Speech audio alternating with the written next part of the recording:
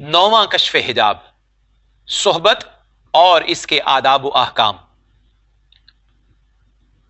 अल्लाह ताला इरशाद फरमाता है, या अय्युहल्लज़ीना आमनू कू अनफुसकुम व अहलीकुम नारा। ए ईमान वालो, अपनी जानों और अपने घर वालों को आग से बचाओ। रसूलुल्लाह सल्लल्लाहु अलैहि वसल्लम का इरशाद है, हुस्न अदब ईमान का हिस्सा है। नीज फरमाया, मेरे रब ने मुझे अदब सिखाया और बहुत अच्छा अदब मुझे सिखाया। दीन और दुनिया के तमाम उमूर की शाइस्तगी आदाब से वाबस्ता है और हर किस्म के लोगों से ताल्लुकात के लिए हर मकाम के आदाब जुदागाना है। तमाम इंसान, खा वो काफिर हो या मुसलमान, मुल्हिद हो या मुआहिद, सुन्नी हो या बिद्दती, सबका इस पर इत्तेफाक है कि मुआमलात में हुस्न अदब उम्दा चीज है।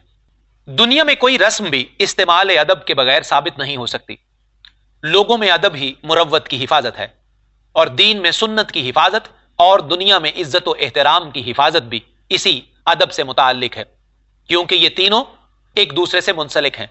जिसमें मुरव्वत ना होगी वो सुन्नत का मुत्तबे ना होगा और जिसमें सुन्नत की हिफाजत ना होगी उसमें इज्जत व एहतराम की रियायत भी नहीं होगी। मुआमलात यानी तरीकत के सुलूक में आदाब की हिफाजत मतलूब की ताजीम से हासिल होती है, यानी दिलों में हक ताला और उसके निशानात की अजमत व इज्जत, हर तरीकत में यह ताजीम तकवा से हासिल होती है। और जो ताजीम की बेहुरमती करता है और मुशाहिदा हक को पामाल करता है, तरीके तसव्वुफ में उसका कोई मकाम नहीं है। शुक्र गलबा या किसी और हाल में होना तालिब को अदब की हिफाजत से मना नहीं करता, इसलिए कि अदब उनकी आदत है और आदत तबीयत की मानिंद होती है। हर जानदार से किसी भी हालत में तबीयत की जुदाईगी का तसव्वुर नहीं किया जा सकता, क्योंकि जब तक उसकी जिंदगी बरकरार है तबीयत का साकित होना मुहाल है। लिहाजा जब तक इंसान का तशख्खुस बरकरार रहे, हर हाल में अदब की पैरवी लाजिम है, खा तकल्लुफ से हो या बेतकल्लुफ। जब उनका हाल सेहतमंदी में होता है तो वो बतकल्लुफ आदाब की हिफाजत करते हैं, और जब उनका हाल शुक्र व मदहोशी में होता है उस वक्त हक ताला उन्हें अदब पर कायम रखता है।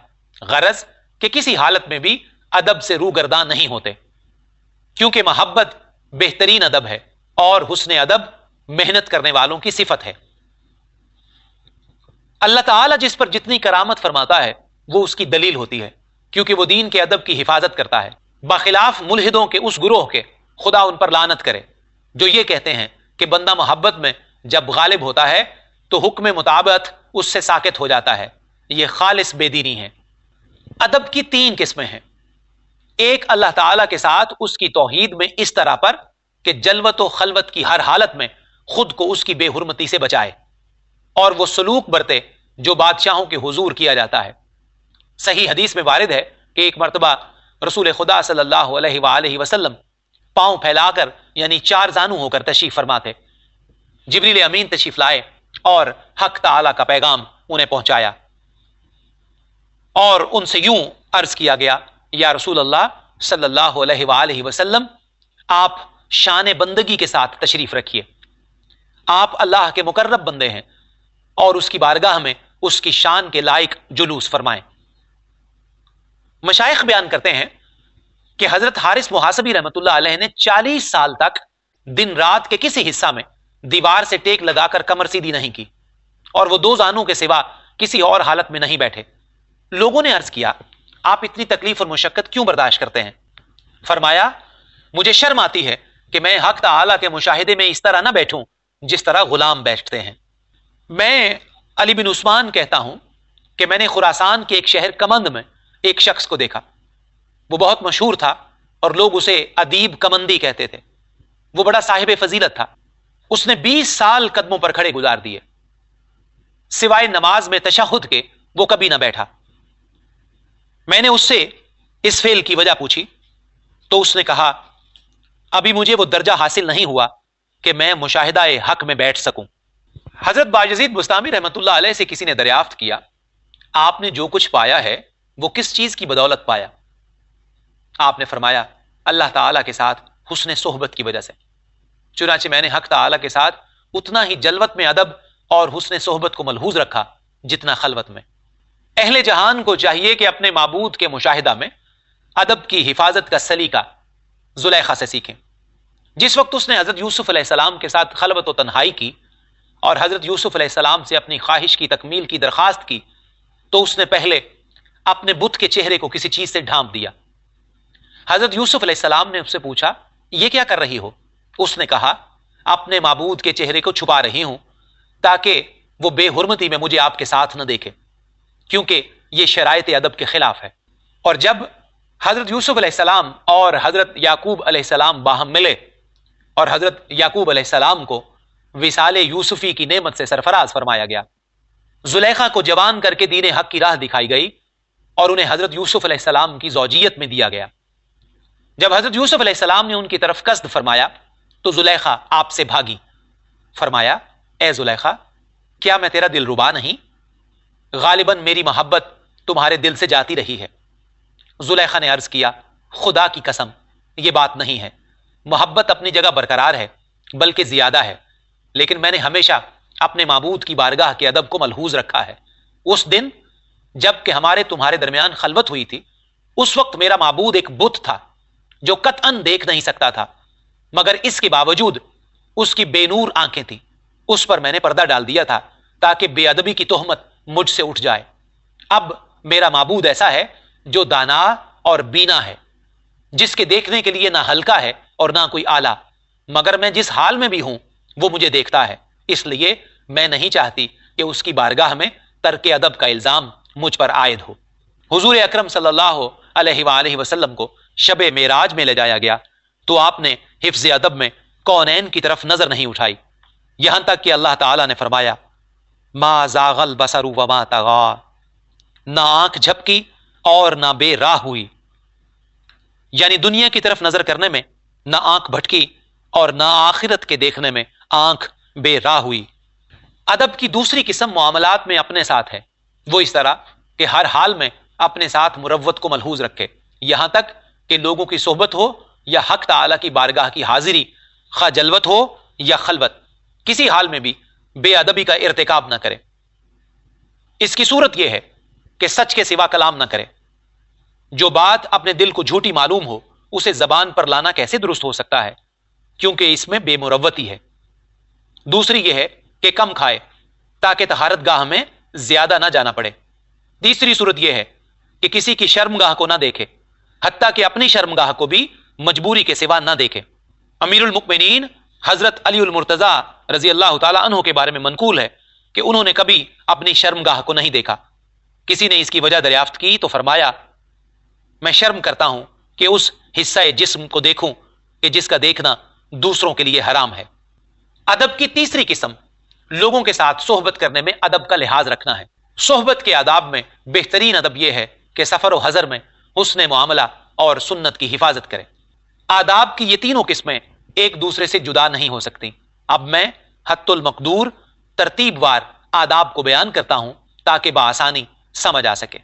اللہ تعالیٰ ارشاد فرماتا ہے، ان الذین آمنوا وعملوا الصالحات سیجعل لهم الرحمن ودا، جو ایمان لائے اور نیک عمل کیے اللہ ان کو محبوب بنا کر دوست بنا لے گا۔ یعنی انہوں نے اپنے دلوں کی حفاظت کی اور اپنے بھائیوں کے حقوق کو ادا کیا اور اپنے مقابلہ میں ان کی بزرگی اور شرافت کو دیکھا۔ حضور اکرم صلی اللہ علیہ وآلہ وسلم کا ارشاد ہے، حسن ادب اور حفظ مراتب کے سلسلہ میں مسلمان بھائیوں کی محبت کو تین چیزیں پاکیزہ بناتی ہیں۔ ایک یہ کہ جب کسی سے ملاقات کرو تو اسے سلام کرو، دوسرے یہ کہ اپنی مجلسوں میں اس کے لیے جگہ بناؤ، تیسرے یہ کہ اسے اچھے القاب کے ساتھ یاد کرو۔ کلام مجید میں حق تعالیٰ کا ارشاد ہے، انما المؤمنون اخوۃ فاصلحوا بین اخویکم، تمام مسلمان ایک دوسرے کے بھائی ہیں، لہذا اپنے بھائیوں سے صلح و امن کا سلوک کرو۔ مطلب یہ کہ باہم لطف و مہربانی سے پیش آؤ اور کسی کا دل نہ توڑو۔ حضور اکرم صلی اللہ علیہ وآلہ وسلم کا ارشاد ہے، اپنے بھائی زیادہ بناؤ اور ان کے حقوق میں حسن سلوک کر کے بھائی بناؤ، کیونکہ تمہارا رب بہت حیا والا اور کریم ہے۔ وہ حیا فرماتا ہے کہ روز قیامت باہمی آداب و معاملات کی وجہ سے اپنے بندے پر اس کے بھائیوں کے درمیان عذاب نازل کرے۔ لہذا یہی مناسب ہے کہ اپنے بھائی کے ساتھ ہم نشینی صرف خدا کی خاطر ہو، نہ کہ نفسانی خواہش یا کسی اور غرض کی خاطر، تاکہ وہ بندہ حفظ ادب کی وجہ سے ممنون اور متشکر ہو۔ حضرت مالک بن دینار رحمت اللہ علیہ نے اپنے داماد حضرت مغیرہ بن شعبہ رحمت اللہ علیہ سے فرمایا، اے مغیرہ، جس بھائی یا ساتھی کی رفاقت تمہیں دینی فائدہ نہ پہنچائے، تم اس جہان میں اس کی صحبت سے بچو تاکہ تم محفوظ رہو۔ اس نصیحت کا مطلب یہ ہے کہ تمہاری صحبت یا تو اپنے سے بڑے اور اچھے کے ساتھ ہوگی یا اپنے سے کم تر کے ساتھ۔ اگر اپنے سے بڑے اور اچھے کی رفاقت اختیار کرو گے تو اس سے تمہیں دینی اور دنیاوی فائدہ پہنچے گا، اور اگر اپنے سے کم تر کے ساتھ بیٹھو گے تو تم سے اس کو فائدہ پہنچے گا، کیونکہ اگر وہ تم سے کچھ حاصل کرے گا تو وہ دینی فائدہ پہنچنا ہوگا، اور جو تم اپنے بڑے سے حاصل کرو گے وہ بھی دینی فائدہ حاصل کرنا ہوگا۔ سید عالم صلی اللہ علیہ وآلہ وسلم کا ارشاد ہے، کمال پرہیزگاری یہ ہے کہ بے علم کو علم سکھاؤ۔ حضرت یحییٰ بن معاذ رازی رحمت اللہ علیہ فرماتے ہیں، یعنی وہ دوست بہت برا ہے جس کو دعا کرنے کی وصیت کرنی پڑے، کیونکہ ایک لمحہ کی صحبت کا حق یہ ہے کہ اسے ہمیشہ دعائے خیر میں یاد رکھا جائے، اور وہ دوست بہت برا ہے جس کی صحبت خاطر تواضع کی محتاج ہو، کیونکہ صحبت کا سرمایہ ہی یہ ہے کہ ہمیشہ باہمی خوشی اور مسرت میں گزرے، اور وہ دوست بہت برا ہے جس سے گناہ کی معافی مانگنے کی ضرورت پیش آئے، اس لیے کہ عذر خواہی بیگانگی کی علامت ہے، اور صحبت میں غیریت اور بیگانگی ظلم ہے۔ حضور اکرم صلی اللہ علیہ وآلہ وسلم کا ارشاد ہے، آدمی اپنے دوست کے دین اور اس کے طور طریق پر ہوتا ہے، لہٰذا ضروری ہے کہ وہ دیکھے کہ کس سے دوستی رکھتا ہے۔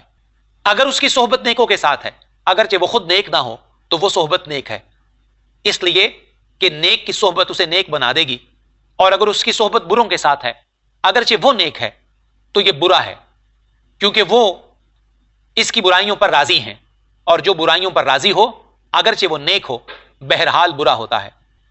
حکایات میں بیان ہوتا ہے کہ ایک شخص طواف کعبہ کے دوران یہ دعا مانگ رہا تھا، اے خدا میرے بھائیوں کی اصلاح فرما۔ لوگوں نے پوچھا، تم اس مقام میں بھی اپنے لیے دعا نہیں کرتے بلکہ بھائیوں کے لیے دعا مانگ رہے ہو؟ اس نے جواب دیا، میں چونکہ انہی بھائیوں کی طرف واپس جاؤں گا، اگر وہ درست ہوئے تو میں بھی ان کے ساتھ درست رہوں گا، اور اگر وہ خراب ہوئے تو میں بھی ان کے ساتھ خراب رہوں گا، کیونکہ قاعدہ یہ ہے کہ اپنی درستگی مصلحین کی درستگی پر موقوف ہے، لہٰذا میں اپنے بھائیوں کے لیے دعا کرتا ہوں تاکہ میرا مقصود ان سے حاصل ہو جائے۔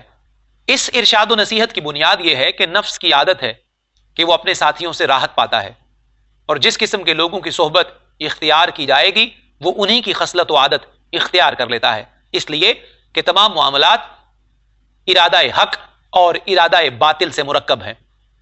وہ جس ارادے کے معاملات کے ساتھ صحبت رکھے گا اس پر اسی کا غلبہ ہوگا، کیونکہ اپنی ارادت دوسرے کے ارادوں پر مبنی ہے، اور طبع و عادت پر ان کی صحبت کا بڑا اثر اور غلبہ ہوتا ہے، یہاں تک کہ عالم کی صحبت سے جاہل شخص عالم بن جاتا ہے، آدمی کے سکھانے سے طوطا بولنے لگتا ہے، گھوڑا اپنی حیوانی خصلت ترک کر کے مطیع اور فرما بردار بن جاتا ہے۔ یہ مثالیں بتاتی ہیں کہ صحبت کا کتنا اثر اور غلبہ ہوتا ہے، اور کس طرح وہ عادتوں کو بدل دیتی ہے۔ یہی حال تمام صحبتوں کا ہے۔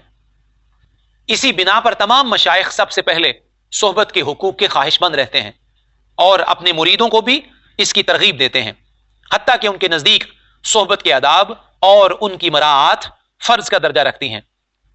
گزشتہ مشائخ کی کثیر جماعت نے صحبت کے آداب میں مفصل کتابیں تحریر فرمائی ہیں، چنانچہ حضرت جنید بغدادی رحمت اللہ علیہ نے ایک کتاب تصحیح الارادہ، اور حضرت احمد بن خضرویہ بلخی رحمت اللہ علیہ نے الرعایۃ بحقوق اللہ، اور حضرت محمد بن علی حکیم ترمذی رحمت اللہ علیہ نے آداب المریدین لکھی ہیں۔ ان کے علاوہ حضرت ابو القاسم حکیم، حضرت ابو بکر وراق، حضرت سہل بن عبداللہ، حضرت ابو عبد الرحمن سلمی اور استاذ ابو القاسم کشیری رحمت اللہ تعالی علیہم اجمعین نے بھی اس موضوع پر بھرپور کتابیں لکھی ہیں. یہ تمام مشائخ اپنے فن کے امام گزرے ہیں. اب تمام طالبان طریقت کے لیے اقسام آداب میں معاملات مشائخ پر چند عنوانات پیش کرتا ہوں. صحبت کے حقوق. واضح رہنا چاہیے کہ مریدوں کے لیے سب سے اہم ترین چیز صحبت یعنی ہم نشینی ہے، کیونکہ صحبت کے حق کو ملحوظ رکھنا ضروری ہے. چونکہ مریدوں کے لیے انفرادی اور علیحدگی کی زندگی گزارنا موجب ہلاکت ہے. حضور صلی اللہ علیہ وآلہ وسلم کا ارشاد ہے، اکیلے آدمی کے ساتھ شیطان ہوتا ہے، اور جب دو لوگ ایک ساتھ ہوں گے تو وہ دور رہے گا. اللہ تعالیٰ کا ارشاد ہے، ما یکون من نجوا ثلاثۃ الا هو رابعهم. تم میں جو تین آدمی راز کی باتیں کرتے ہیں ان میں چوتھا حق تعالی ہوتا ہے. لہذا مرید کے لیے اکیلے رہنے سے بڑھ کر کوئی آفت نہیں ہے. حضرت جنید بغدادی رحمۃ اللہ علیہ کے مریدوں میں سے ایک کو یہ خیال گزرا کہ میں درجہ کمال کو پہنچ گیا ہوں، اب میرے لیے اکیلا رہنا صحبت سے بہتر ہے. چنانچہ وہ گوشہ نشین ہو گیا اور مشائخ کی صحبت چھوڑ دی. ایک رات اس نے دیکھا کہ کچھ لوگ ایک اونٹ لے کر آئے ہیں. انہوں نے کہا، تمہیں رات جنت میں گزارنی چاہیے. یہ لوگ اسے اونٹ پر سوار کر کے لے گئے، یہاں تک کہ ایک ایسی جگہ لے گئے جو بہت اچھی نظر آتی ہے. وہاں حسین خوبصورت شہریں ہیں، نفیس طعام اور پانی کے چشمے بھی رواں تھے. اسے صبح تک وہاں رکھا، حالانکہ یہ سب مرید کی خواب کی حالت تھی. وہ صبح بیدار ہوا تو اپنے آپ کو اپنے حجرے میں پایا. یہ سلسلہ اسی طرح روزانہ جاری رہا، یہاں تک کہ بشری غرور اور رونت نے غلبہ پایا اور اس کے دل میں جوانی کے گھمنڈ نے اپنا اثر جمایا، اور اس کی زبان پر دعویٰ جاری ہو گیا اور کہنے لگا، میری حالت اس کمال تک پہنچ گئی ہے اور میری راتیں اس طرح بسر ہوتی ہیں.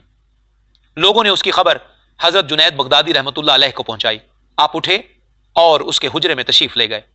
اسے اس حال میں پایا کہ اس کے سر میں خواہشیں بھری ہوئی تھیں اور وہ تکبر سے اکڑا ہوا بیٹھا تھا. آپ نے اس سے اس کا حال دریافت کیا. اس نے سارا ماجرا بیان کر دیا. حضرت جنید رحمۃ اللہ علیہ نے فرمایا، یاد رکھ، جب تو آج رات وہاں پہنچے تو 3 مرتبہ ضرور پڑھنا، لا حول ولا قوت الا باللہ العلی العظیم.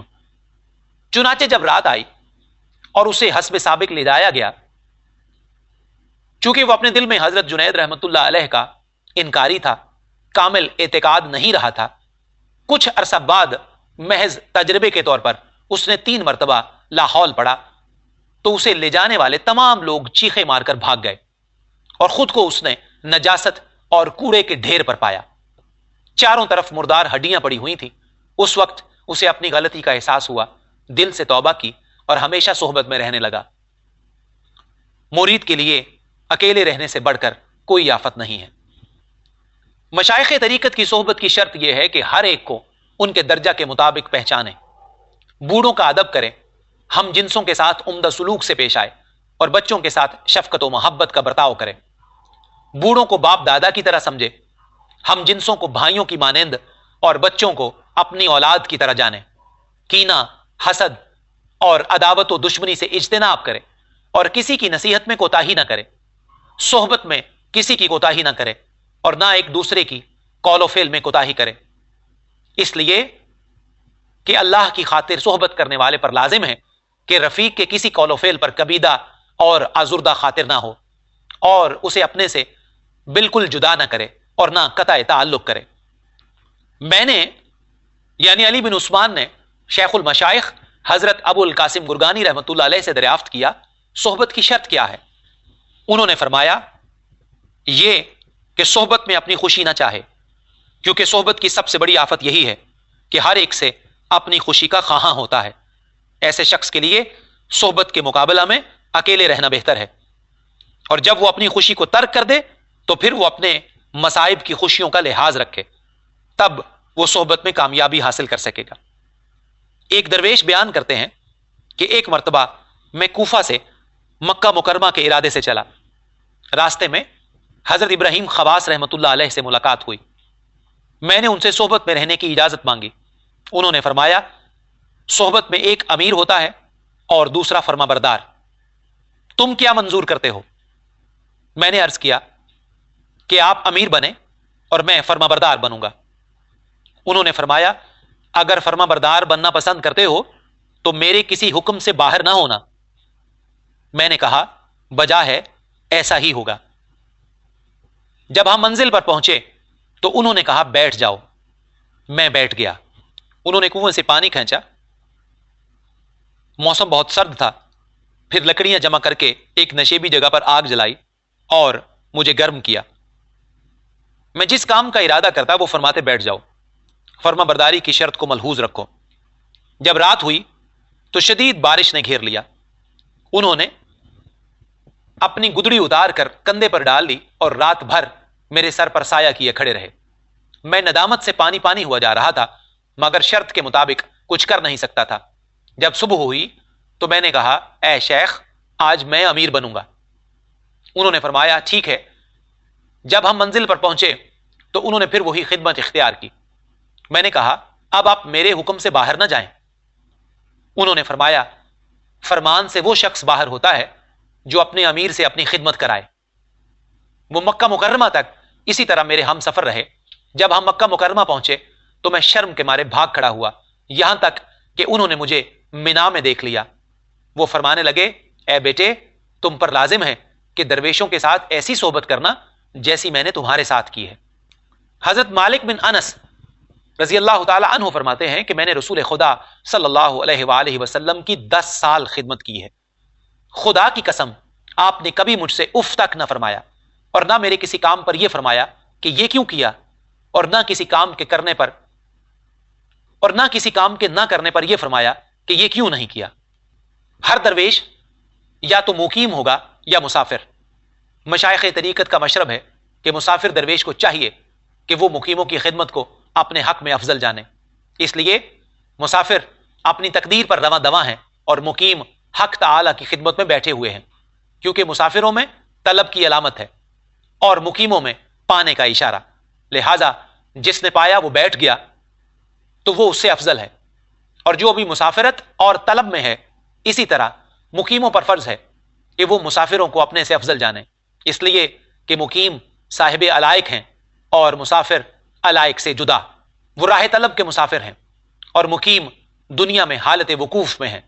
اسی طرح بزرگ حضرات کو چاہیے کہ وہ جوانوں کو اپنے پر فوقیت دیں، کیونکہ جوان دنیا میں نووارد ہیں اور ان کے گناہ بہت کم ہیں، اور جوانوں پر یہ لازم ہے کہ وہ بزرگوں کو اپنے پر فضیلت دیں، کیونکہ وہ عبادت میں ان سے پہلے ہیں اور خدمت الہی میں مقدم۔ جب یہ سب ایک دوسرے کا اس طرح لحاظ اور پاس کریں گے تو یہ سب نجات پا جائیں گے، ورنہ ہلاک ہو جائیں گے۔ یاد رکھو آداب کی حقیقت خصائل جمیلہ یعنی نیک خصلتوں کا جمع ہونا ہے۔ ادیب کو ادیب اسی لیے کہا جاتا ہے کہ جو کچھ اس پر وارد ہوتا ہے وہ سب نیک ہوتا ہے۔ ایک مقولہ ہے جس میں نیک خصلتیں زیادہ ہوں وہ ادیب ہے۔ عام لوگوں کی اصطلاح میں اور عرف و عادت میں ادیب اس شخص کو کہا جاتا ہے جو علم لغت اور صرف و نحو کے قواعد کا ماہر ہو، لیکن تصوف کے علم میں ادب کے معنی یہ ہیں کہ نیک اعمال پر قائم رہا جائے۔ مطلب یہ کہ حق تعالی کے ساتھ ظاہر و باطن میں با ادب معاملات رکھے۔ جب تم ایسے بن جاؤ گے تو ادیب کہلاؤ گے، چاہے تم گونگے ہو، اور اگر تم نہ بنے تو اس کے برخلاف ہوگے۔ طریقت کے معاملات میں الفاظ و عبارت کی کوئی قدر و قیمت نہیں ہوتی، اور ہر حال میں عمل والا بے عمل سے افضل اور بزرگ ہوتا ہے۔ کچھ لوگوں نے کسی بزرگ سے پوچھا کہ ادب کی کیا شرط ہے؟ انہوں نے فرمایا کہ اس کا جواب اس گفتگو میں موجود ہے جسے میں نے کسی سے سنا ہے۔ ادب یہ ہے کہ جو بات کہو وہ قول صادق ہو، جو معاملہ کرو وہ برحق ہو، اور سچا کلام اگرچہ سخت اور کڑوا ہو اچھا وہی ہوتا ہے، اور حق معاملہ اگرچہ دشوار ہو مگر نیک ہوتا ہے۔ لہٰذا جب بات کرو تو تمہاری بات میں صداقت ہو، اور جب خاموش رہو تو تمہاری خاموشی میں بھی حق و صداقت کار فرما ہو۔ حضرت شیخ ابو نصر سراج رحمۃ اللہ علیہ نے اپنی کتاب میں آداب کا فرق بیان فرمایا ہے۔ انہوں نے کہا کہ ادب میں لوگوں کے 3 طبقے ہیں۔ ایک دنیا دار جو فصاحت و بلاغت، حفظ علوم، بادشاہوں کے نام اور عرب کے اشعار یاد کرنے کو ادب سمجھتا ہے۔ دوسرا طبقہ اہل دین کا ہے جنہوں نے ریاضت نفس، تادیب اعضاء، حفظ حدود الہی और तर्क शहवात का नाम अदब रखा है। और तीसरा तबका अहले खुसूसियत का है, जो दिलों की तहारत, बातन का तज़किया, असरार की मराआत, अहदो पैमान का ईफा, वक्त की हिफाजत, परागंदा ख्यालात की तरफ किल्लत तवज्जो, मकाम तलब, औकात हुजूर और मकामात कुर्ब में हुस्न अदब को मलहूज रखने को अदब कहते हैं। और इसकी तफसील जगह जगह मौजूद है। जब कोई दरवेश सफर छोड़कर इकामत इख्तियार करे तो उसके अदब की शर्त यह है कि जब कोई मुसाफिर उसके पास पहुंचे तो वो खुशी और एहतराम के साथ पेश आए और इज्जत व ताजीम से उसका खैर मकदम करे, गोया वो सैयदना इब्राहीम अलैहिस्सलाम के मुअज़्ज़ज़ मेहमानों का एक मेहमान है और उसके साथ वैसा ही सुलूक करे जैसा कि हजरत इब्राहीम अलैहिस्सलाम अपने मेहमान के साथ करते थे। घर में जो कुछ मौजूद होता वो मेहमान के सामने लाकर रख देते थे।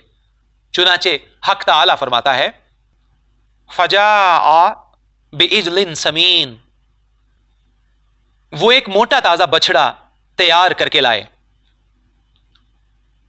और मेहमान से इतना भी दरियाफ्त ना फरमाया कि कहां से आए हो और कहां जा रहे हो और क्या नाम है। मेहमान के साथ उनका यह अदब और सुलूक था। उन्होंने मेहमान का आना भी हक ताला की तरफ से जाना और मेहमान की रवानगी भी हक ताला ही की तरफ से समझी और उसका नाम भी बंदाए हक ख्याल किया। इसके बाद दरवेश मुकीम ये देखे कि मेहमान खलवत को पसंद करता है या सोहबत को। अगर तन्हाई को पसंद करता है तो उसके लिए तन्हाई फराहम कर दे, और अगर वो सोहबत को पसंद करता है तो उनसे मोहब्बत के साथ बेतकल्लुफ पेश आए और जब रात को बिस्तर पर आराम करने लेटे तो उसके पांव दबाए। अगर वो ऐसा ना करने दे और कहे कि उसकी आदत नहीं है तो इस पर जिद और इसरार ना करे ताकि उसकी दिल शिकनी ना हो। सुबह के वक्त हमाम के लिए कहे ताकि गुस्ल करके साफ सुथरा हो जाए और जरूरियाते सफाई का ख्याल रखे और किसी दूसरे अजनबी शख्स को उसकी खिदमत का मौका न दे। मुकीम के लिए लाजिम है कि हुस्न अकीदत के साथ उसकी खिदमत करे और उसे खूब साफ सुथरा बनाने की पूरी कोशिश करे, यहां तक कि उसकी कमर मले, हाथ पांव की मालिश करे। मेहमान नवाजी के ये आदाब हैं। अगर मुकीम इतनी इस्तिताअत रखता हो कि उसे नया कपड़ा पहना सके तो उसमें कोताही ना करे, और अगर ऐसा ना कर सके तो तकल्लुफ ना बरते, बल्कि उसी के लिबास को धोकर साफ सुथरा कर दे ताकि जब वो हमाम से बाहर आए तो उसी लिबास को पहन ले। हमाम से फारग होने के बाद अगर 3 दिन या ज्यादा न गुजरे हों तो उस शहर के बुजुर्ग, इमाम या बुजुर्गों की जमात से मिलने का इश्तियाक दिलाए और उससे कहे कि आओ हम उनकी जियारत को चलें। अगर वो आमादा हो तो हमरा जाए, और अगर वो कहे कि मेरा दिल नहीं चाहता तो इसरार न करे, क्योंकि बसा औकात ऐसा होता है कि तालिबान हक का दिल अपने इख्तियार में नहीं होता। क्या तुमने नहीं देखा कि हजरत इब्राहीम खवास रहमतुल्लाह अलैह से लोगों ने दरखास्त की कि आप अपने सफर के अजाइब व गराइब में से हमें कोई बात बयान फरमाएं, तो उन्होंने फरमाया, सबसे अजीब बात यह है कि हजरत खिज़र अलैहिस्सलाम ने मुझसे साथ रहने की ख्वाहिश जाहिर की, मगर मैंने उसे कबूल न किया और मेरे दिल ने न चाहा कि हक ताला के सिवा मेरा दिल किसी और की कद्र मंजिलत करे और मैं उसके अदब व एहतराम की रियायत में मशगूल हो जाऊं। मुकीम के लिए यह जायज नहीं है कि मुसाफिर से पहले सलाम करे। यही अकाम उन दुनियादारों के लिए भी है जो बीमार पुरसी, अयादत या ताजियत वगैरह के लिए जाते हैं, और जिस मुकीम को मुसाफिरों से यह तमा हो कि उनको वो अपनी गदाई का आला बनाए और अपने घर से दूसरे के घर ले जाए, उसके लिए यही सजावार और बेहतर है कि वो मेहमानों की खिदमत न करे, क्योंकि वो उन्हें जलील करता है और उनके दिल को रंज पहुंचाता है।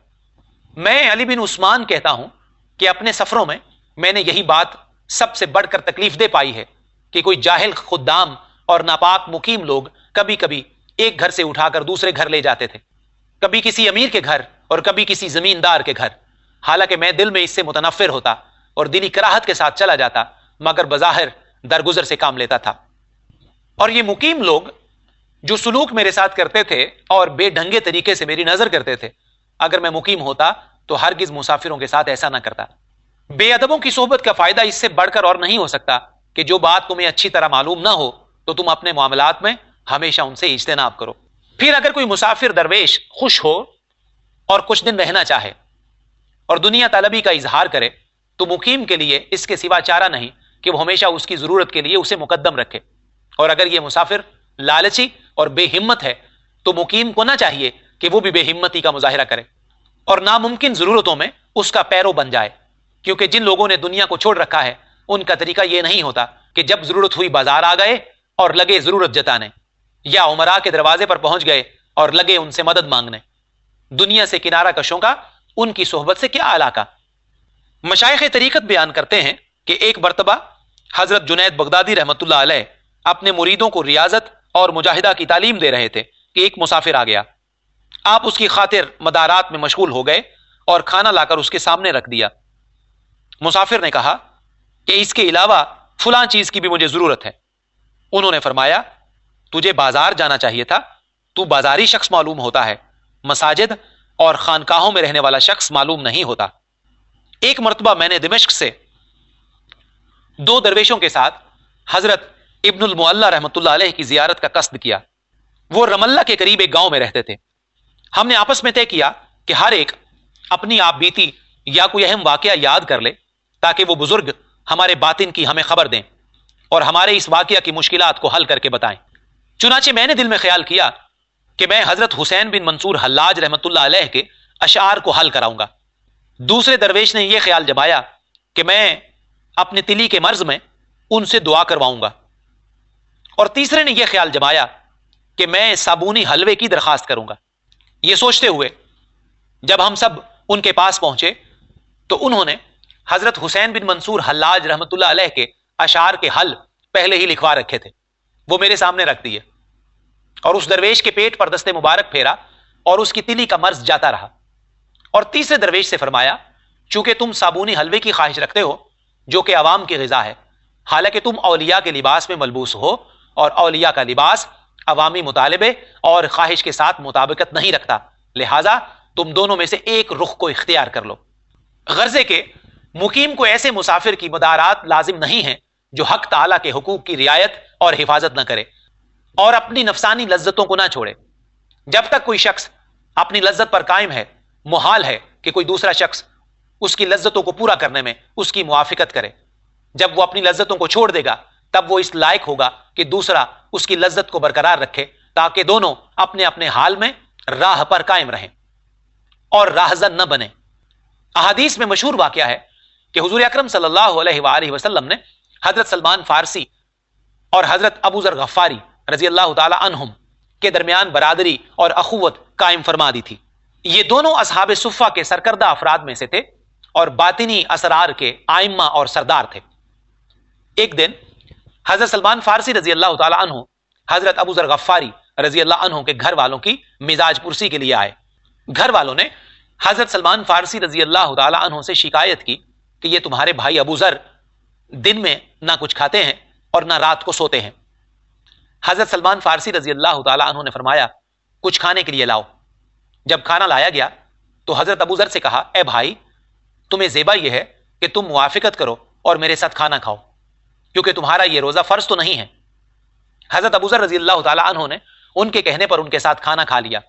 जब रात हुई तो कहा, ए भाई, तुम्हें सोने में भी मेरा साथ देना चाहिए, क्योंकि तुम्हारे ऊपर अपने जिस्म का भी हक है, तुम्हारी बीवी का भी हक है और तुम्हारे रब का भी हक है।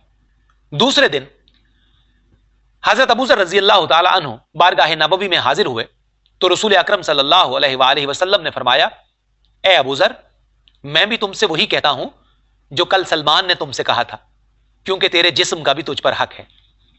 हजरत अबू जर गफ्फारी रजी अल्लाह ताला अन्हु ने जब अपनी लज्जतों को छोड़ने पर इकामत फरमाई तो हजरत सलमान रजी अल्लाह ताला अन्हु ने उन्हें उनकी लज्जतों पर कायम किया और उन्होंने उनकी खातिर अपने हक से दरगुजर किया। इसी अस्लो कायदे पर जो कुछ तुम करोगे वो सही और मुस्तहकम होगा। मुझ पर यानी अली बिन उस्मान पर एक जमाना ऐसा गुजरा है कि मैं मुल्क इराक में दुनियावी माल को जमा करने और उनको खर्च करने में खूब इसराफ करता था, जिसकी वजह से मुझ पर कर्ज का बोझ बहुत ज्यादा हो गया। जिसे जो जरूरत पेश आती वो मेरे पास आ जाता और मैं उसकी जरूरतें पूरी करने में तकलीफें उठाता रहता। उस जमाना के एक बुजुर्ग ने मुझे लिखा कि ऐ फरजंद, ख्याल रखना कि तुम्हारा दिल खुदा से गाफिल ना हो जाए, अपने दिल को फारिग रखना, तुम मशागल में फंस गए हो, लिहाजा अगर कोई दिल अपने से ज्यादा अजीज पाओ तो जायज है कि उस दिल की फरागत में अपने आप को मशगूल कर लो, वरना इस काम और इस शगल से दस्तकश हो जाओ, क्योंकि बंदगान खुदा की कफालत खुदा के जिम्मे है। उसी लम्हे मेरे दिल में उससे फरागत का जज्बा पैदा हो गया। ये मुसाफिरों के बारे में मुकीमों के अहकाम थे जो मैंने इख्तिसार के साथ बयान कर दिए हैं। जब कोई दरवेश इकामत छोड़कर सामान सफ़र इख्तियार करे तो उसके अदब के अहकाम ये हैं कि उसका सफ़र खुदा के लिए हो, ना कि नफसानी पैरवी में। जिस तरह जाहिर में सफ़र इख्तियार किया है, उसी तरह बातिन में भी अपनी नफसानी ख्वाहिश को तर्क कर दे, हमेशा बावजू रहे और अपने औरादो वज़ाइफ को तर्क न करे। ज़ेबा यही है कि उसका सफ़र या तो अदाए हज के लिए हो, या जिहाद बिल कुफ़ार के लिए, या किसी जगह की ज़ियारत, या कहीं दीनी फ़वाइद के हुसूल या तलब इल्म के लिए, या किसी बुजुर्ग या शेख की मुलाकात, या किसी शेख के मज़ार की ज़ियारत के लिए हो। इनके सिवा अगर किसी और मकसद से सफ़र होगा तो वो सफ़र में शुमार नहीं होगा। सफ़र की हालत में गुदड़ी, मुसल्ला, लोटा, जूता, रस्सी और आसा यानी लाठी ज़रूर साथ रखनी चाहिए, ताकि गुदड़ी से सतरपोशी करे, मुसल्ले पर नमाज पढ़े, लोटे से तहारत और वुज़ू करे और आसा से मुज़र चीज़ों को दफ़ा करे। आसा के फ़वाइद और भी हैं, और वुज़ू के बाद जूता पहनकर जाए नमाज तक आ सके। इनके सिवा सुन्नत की हिफाजत की खातिर दीगर चीज़ें भी सफ़र में साथ रख सकता है, मसलन कंघा, नाखून तराश, सुरमादानी और सुई धागा वगैरह। अगर इनके सिवा ऐसा सामान भी साथ रखे जो ज़ेब ज़ीनत और आराइश से मुताल्लिक हो तो वो सोचे कि किस मकाम में है। अगर वो मंजिल इरादत में है तो उसके लिए इनके सिवा हर चीज़ कैद राह की बंदिश और मूजिब हिजाब होगी और अपने नफ्स की रौनत के इजहार का मूजिब बनेगी। और अगर वो मकाम तमकीन और मकाम इस्तकामत में है तो उसके लिए ये सामान ही नहीं बल्कि हर चीज़ दुरुस्त होगी। मैंने अली बिन उस्मान ने शेख अबू मुस्लिम फारसी रहमतुल्लाह अलैह से सुना है कि एक दिन वो हज़रत शेख अबू अल खैर फजलुल्लाह बिन मोहम्मद रहमतुल्लाह ताला अलैह की ज़ियारत को हाजिर हुए। वो कहते हैं कि मैंने देखा कि वो एक तख्त पर 4 तकिए लगाए हुए और एक पाँव दूसरे पाँव पर अजीब अंदाज में धरे लेटे हुए हैं। वो उस वक्त मिस्री चादर ओढ़े हुए थे और मैं ऐसा लिबास पहने हुए था जो मैला होकर चमड़े की मानंद सख्त हो गया था। जिस्म थकन से चूर चूर और मेहनत व मुशक्कत और मुजाहिदे से पीला पड़ गया था। उनका ये जाहो जलाल देखकर मुझ में बद एतिकादी पैदा हुई और दिल में ख्याल गुजरा कि एक दरवेश ये हैं जो इस तमतराक और जाहो जलाल के साथ रहते हैं और एक दरवेश मैं हूं जो शिकस्ता हाली के साथ बसर कर रहा है। ये इतने चैन और राहत में है और मैं इस मेहनत और मुशक्कत में हूं। वो बयान करते हैं कि हजरत अबू अल खैर रहमतुल्लाह अलैह मेरी बातिनी कैफियत से बाखबर हो गए और मेरी नखवत को उन्होंने मुलाहिजा फरमा लिया। मुझसे फरमाया, ए अबू मुस्लिम, तुमने कौन सी किताब में पढ़ा है कि अपने आप को देखने वाला दरवेश होता है? जब मैंने हर शय में जलवाए इलाही का मुशाहिदा कर लिया तो उसी ने मुझे तख्त पर बिठाया है, और जबकि तुम खुद अपने आप को देखने में ही अभी मगन हो तो उसने तुम्हें मेहनत और मुशक्कत में डाल रखा है। मेरे मुकद्दर में मुशाहिदा है और तुम्हारे मुकद्दर में मुजाहिदा। ये दोनों मकाम रास्ते के मकामात में से हैं। अल्लाह रब्बुल इज्जत इससे पाक और मुनज़्ज़ह है। दरवेश वही है जिसका मकाम फना हो जाए और वो अहवाल से गुजर जाए। शेख अबू मुस्लिम फरमाते हैं कि ये सुनकर मेरे होश उड़ गए और सारा जहान मुझ पर तारीक हो गया। जब होश में आया तो उनसे माजरत तलब की, उन्होंने मुझे मुआफ कर दिया। इसके बाद मैंने अर्ज किया, ए शेख, मुझे वापसी की इजाजत अता फरमाइए, चूंकि मेरा हाल आपके दीदार की ताब नहीं रखता। उन्होंने फरमाया, ए अबू मुस्लिम, तुमने ठीक कहा है। इसके बाद उन्होंने मेरी हालत की तमसील में यह शेर पढ़ा, जो खबर मेरे कान सुन न सके उसे मेरी आंख ने सर बसर जाहिर देख लिया। हर मुसाफिर पर लाजिम है कि वो हमेशा सुन्नत की हिफाजत करे, और जब वो किसी मुकीम के यहां पहुंचे तो एहतराम के साथ उसके पास जाए, उसे सलाम करे, फिर बायां कदम जूती से निकाले, क्योंकि हुजूर अकरम सल्लल्लाहु अलैहि वसल्लम ऐसा ही करते थे। और जब जूती में पांव डाले तो पहले दायां पांव डाले, इसके बाद दूसरा। जब पांव धोए तो पहले दायां और फिर बायां धोए और 2 रकत तहियतुल वुजू के पढ़े। इसके बाद दरवेशों के हुकूक की रियायत की तरफ मुतवज्जे हो। मुसाफिर को चाहिए कि मुकीम की किसी हालत पर एतराज ना करे और किसी के साथ ज्यादती ना करे, खा मामलात से मुताल्लिक हो या गुफ्तगू से।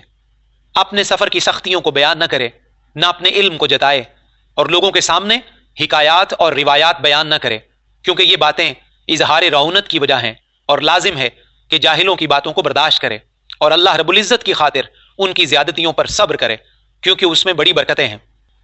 अगर कोई मुकीम या उनका खादिम इसे कोई हुक्म दे या इसे किसी को सलाम करने या कहीं किसी की जियारत करने को कहा जाए तो जहां तक मुमकिन हो इनकार न करे। इसके अलावा दुनियादारी की मुरव्वत का ख्याल दिल में ना हो। बरादरान तरीकत के अफाल की हर मुमकिन तावील और उज्र करे और दिल में अपनी किसी हाजत का रंज ना आने दे और ना मुकीमों को बादशाहों के दरवाजे पर ले जाए। मुसाफिर और मुकीम हर हाजत और अपनी तमाम हालतों में रिजाए इलाही का ख्वाहां और एक दूसरे के साथ हुस्न अकीदत रखे, सबको बराबर जाने और पीठ पीछे किसी की गीबत न करे, क्योंकि तालिबान हक के लिए फजूल बातें करना बुरा है और बुरी बात कहना तो बड़ी बदनसीबी है। मुहक्किकीन फेल की शक्ल में फाइल को देखते हैं। जब वो मखलूक को बुरा कहेगा तो उससे खालिक की बुराई लाजिम आएगी, अगरचे कोई बंदा ऐबदार, महजूब और बेमुशाहिदा ही क्यों ना हो। फेल पर झगड़ना फाइल पर झगड़ना होता है। अगर वो इंसानी आंख से लोगों को देखेगा तो सबसे छूट जाएगा और जान लेगा कि सारी मखलूक महजूर, मगलूब और आजिज है। कोई शख्स मशीयत इलाही के बगैर कुछ नहीं कर सकता और जो कुछ वो करता है वो सब खुदा का ही पैदा करता है। किसी मखलूक को उसकी मिल्कियत में तसर्रुफ करने का हक नहीं है। किसी जात पर खुदा के सिवा किसी मखलूक को मुतलक तगय्युर और तबद्दुल की कुदरत नहीं है और तौफीक तो अल्लाह ही के कब्जे में है। आदाब ग़िज़ा यानी खाने पीने के आदाब। वाज़ेह रहना चाहिए कि इंसान को ग़िज़ा के बगैर गुजारा नहीं, क्योंकि बदन की तरकीब खाने पीने के बगैर नामुमकिन है। लेकिन ग़िज़ा के इस्तेमाल की शर्त यह है कि उसमें मुबालगा ना करे और न रात दिन खाने पीने की फिक्र में मशगूल रहे। हजरत इमाम शाफ़िई रहमतुल्लाह ताला अलैह फरमाते हैं, जो पेट में दाखिल करने की फिक्र में रहता है उसकी कदर कीमत वो होती है जो उससे खारिज होता है। इसीलिए सालिकाने राह हक के लिए ज्यादा खाने पीने से बढ़कर कोई चीज नुकसानदेह नहीं। इनकी तफसील भूख के बाब में गुजर चुकी है। हजरत बायजीद बुस्तामी रहमतुल्लाह अलैह से किसी ने पूछा, आप भूखे रहने की इतनी ज्यादा तारीफ क्यों फरमाते हैं? आपने फरमाया, इसलिए कि अगर फिरऔन भूखा रहता तो हरगिज ये ना कहता कि मैं तुम्हारा सबसे बड़ा रब हूं। अगर कारून भूखा रहता तो बागी ना होता, और लोमड़ी चूंकि भूखी रहती है इसलिए हर एक ने इसकी तारीफ की है। जब पेट भर जाता है तो निफाक पैदा होता है। अल्लाह ताला काफिरों की हालत बयान करते हुए इरशाद फरमाता है, उन्हें छोड़ो जो खाते और ऐश करते हैं, वो अपनी ख्वाहिशों में मगन हैं, अनकरीब वो अपना अंजाम जान लेंगे। काफिर लोग ऐश करते और खाने पीने में ऐसे ही हैं जैसे जानवर खाते हैं, उनका ठिकाना जहन्नम है। हजरत सहल बिन अब्दुल्ला रहमतुल्लाह ताला अलैह फरमाते हैं कि मेरे नजदीक पेट भरकर हलाल ग़िज़ा खाने के मुकाबला में शराब से पेट को पुर करना ज्यादा बेहतर है। लोगों ने पूछा, हजरत ये कैसे? उन्होंने फरमाया, इसलिए कि शराब से भरा हुआ पेट अक्ल की ताकत छीन लेता है, शहवत की आग बुझा देता है और बेहोश होकर उसकी जबान और हाथ से लोग महफूज हो जाते हैं। लेकिन जब पेट हलाल ग़िज़ा से पुर होता है तो बेहुदा तमन्नाएं, शहवत और अपने नफ्स और मुकद्दर के हुसूल में सर उठाते हैं। मशाइख़ तरीक़त ने ऐसे ही लोगों के बारे में फरमाया है, उनका खाना बीमारों की तरह, उनका सोना गर्क शुदा लोगों का सोना और उनका कलाम उन औरतों की तरह है जिनके बच्चे मर गए हों। ग़िज़ा की शर्त और आदाब में से यह है कि तन्हा ना खाए और जो खाए दूसरों को भी उसमें शरीक बनाए, क्योंकि हुजूर अकरम सल्लल्लाहु अलैहि वसल्लम का इरशाद है, सबसे ज्यादा बुरा शख्स वो है जो अकेला खाए, गुलाम को मारे और खैरात से रोके रखे। जब दस्तरखान पर बैठे तो खामोश ना बैठे और बिस्मिल्लाह पढ़कर खाना शुरू करे, और कोई चीज इस तरह ना रखे और ना उठाए कि जिसे लोग नापसंद करें।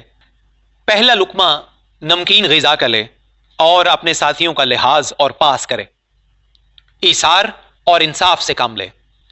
हजरत सहल बिन अब्दुल्ला रहमतुल्लाह अलैह से किसी ने इस आया करीमा अल्लाह ताला अदलो इंसाफ का हुक्म देता है, इसकी तफसीर मालूम की तो उन्होंने बताया, इंसाफ तो यह है कि अपने साथी को खाने में शरीक करे, और एहसान यह है कि साथी के खिलाने को खुद पर अफजल जाने। मेरे अली बिन उस्मान के शेख मुर्शिद फरमाते हैं, मैं उस मुदई पर ताज्जुब करता हूं जो कहता है कि मैं तारिक दुनिया हूं और हाल यह है कि वो खाने की फिक्र में मुब्तला रहता है। इसके बाद लाजिम है कि दाएं हाथ से लुकमा ले और अपने लुकमे के सिवा किसी की तरफ न देखे। खाने में पानी कम पिए और पानी उस वक्त पिए जब सच्ची प्यास लगे, और इतना पिए जिससे जिगर तर हो जाए, और लुकमा बहुत बड़ा न ले और उसे खूब चबाए। کھانے میں جلدی نہ کرے کیونکہ ان باتوں سے بدہضمی پیدا ہوتی ہے اور سنت کے خلاف بھی ہے، اور جب کھانے سے فارغ ہو جائے تو الحمدللہ کہے اور حمد و شکر بجا لائے اور ہاتھ دھوئے۔ اگر جماعت میں سے 2 یا 3 یا زیادہ افراد کو پوشیدہ طور پر کسی خاص چیز پر مدعو کریں اور چھپا کر کھلانا چاہیں تو بعض مشائخ فرماتے ہیں کہ یہ حرام ہے اور صحبت میں خیانت ہے، اور اس آیت کے مصداق ہے جس میں ارشاد حق تعالی ہے اولئک ما یاکلون فی بطونہم الا النار، یہی وہ لوگ ہیں جو اپنے پیٹوں میں آگ بھرتے ہیں۔ اور بعض مشائخ فرماتے ہیں کہ جب سب اس پر متفق ہوں تو یہ جائز ہے، اور بعض کہتے ہیں کہ اگر یہ ایک ہو تو جائز ہے کیونکہ اس کے لیے انصاف شرط نہیں، کیونکہ انصاف کی شرط تو ایک سے زیادہ افراد کے درمیان ہے، اور جب وہ اکیلا ہو تو اس سے صحبت کے یہ آداب ساکت ہو جاتے ہیں اور بندہ اس میں ماخوذ نہیں ہوتا۔ اس میں مذہب کی سب سے بڑی بنیادی بات یہ ہے کہ کسی درویش کی دعوت کو رد نہ کرے اور کسی دنیا دار کی دعوت کو قبول نہ کرے، نہ ان کے گھر جائے اور نہ ان سے کچھ مانگے، کیونکہ اہل طریقت کے نزدیک یہ توہین ہے، اس لیے کہ دنیا دار درویش کے لیے محرم نہیں ہے۔ یہ بات یاد رکھنی چاہیے کہ انسان نہ تو سامان کی کثرت کی بنا پر دنیا دار بنتا ہے اور نہ سامان کی قلت کی بنا پر درویش۔ جو فقر کو تونگری پر فوقیت نہیں دیتا وہ دنیا دار ہے اگرچہ بادشاہ ہو، اور جو فقر کا منکر ہے وہ دنیا دار ہے اگرچہ وہ مضطرب اور بے قرار ہو۔ اور جب کسی دعوت میں شریک ہو تو کسی چیز کے کھانے میں تکلف نہ برتے اور وقت کے مطابق روش اختیار کرے۔ جب صاحب دعوت قریبی اور محرم ہو تو اسے جائز ہے کہ بچا ہوا کھانا گھر والوں کے لیے اٹھا لے، اور اگر نہ محرم ہے تو بچا ہوا کھانا گھر میں لے جانا جائز نہیں ہے، لیکن کسی حالت میں بھی پس خوردہ چھوڑنا بہتر نہیں ہے، کیونکہ حضرت سہل رحمۃ اللہ علیہ فرماتے ہیں پس خوردہ چھوڑنا ذلت اور کمینگی ہے۔ وباللہ توفیق۔ چلنے پھرنے کے آداب۔ ارشاد حق تعالی ہے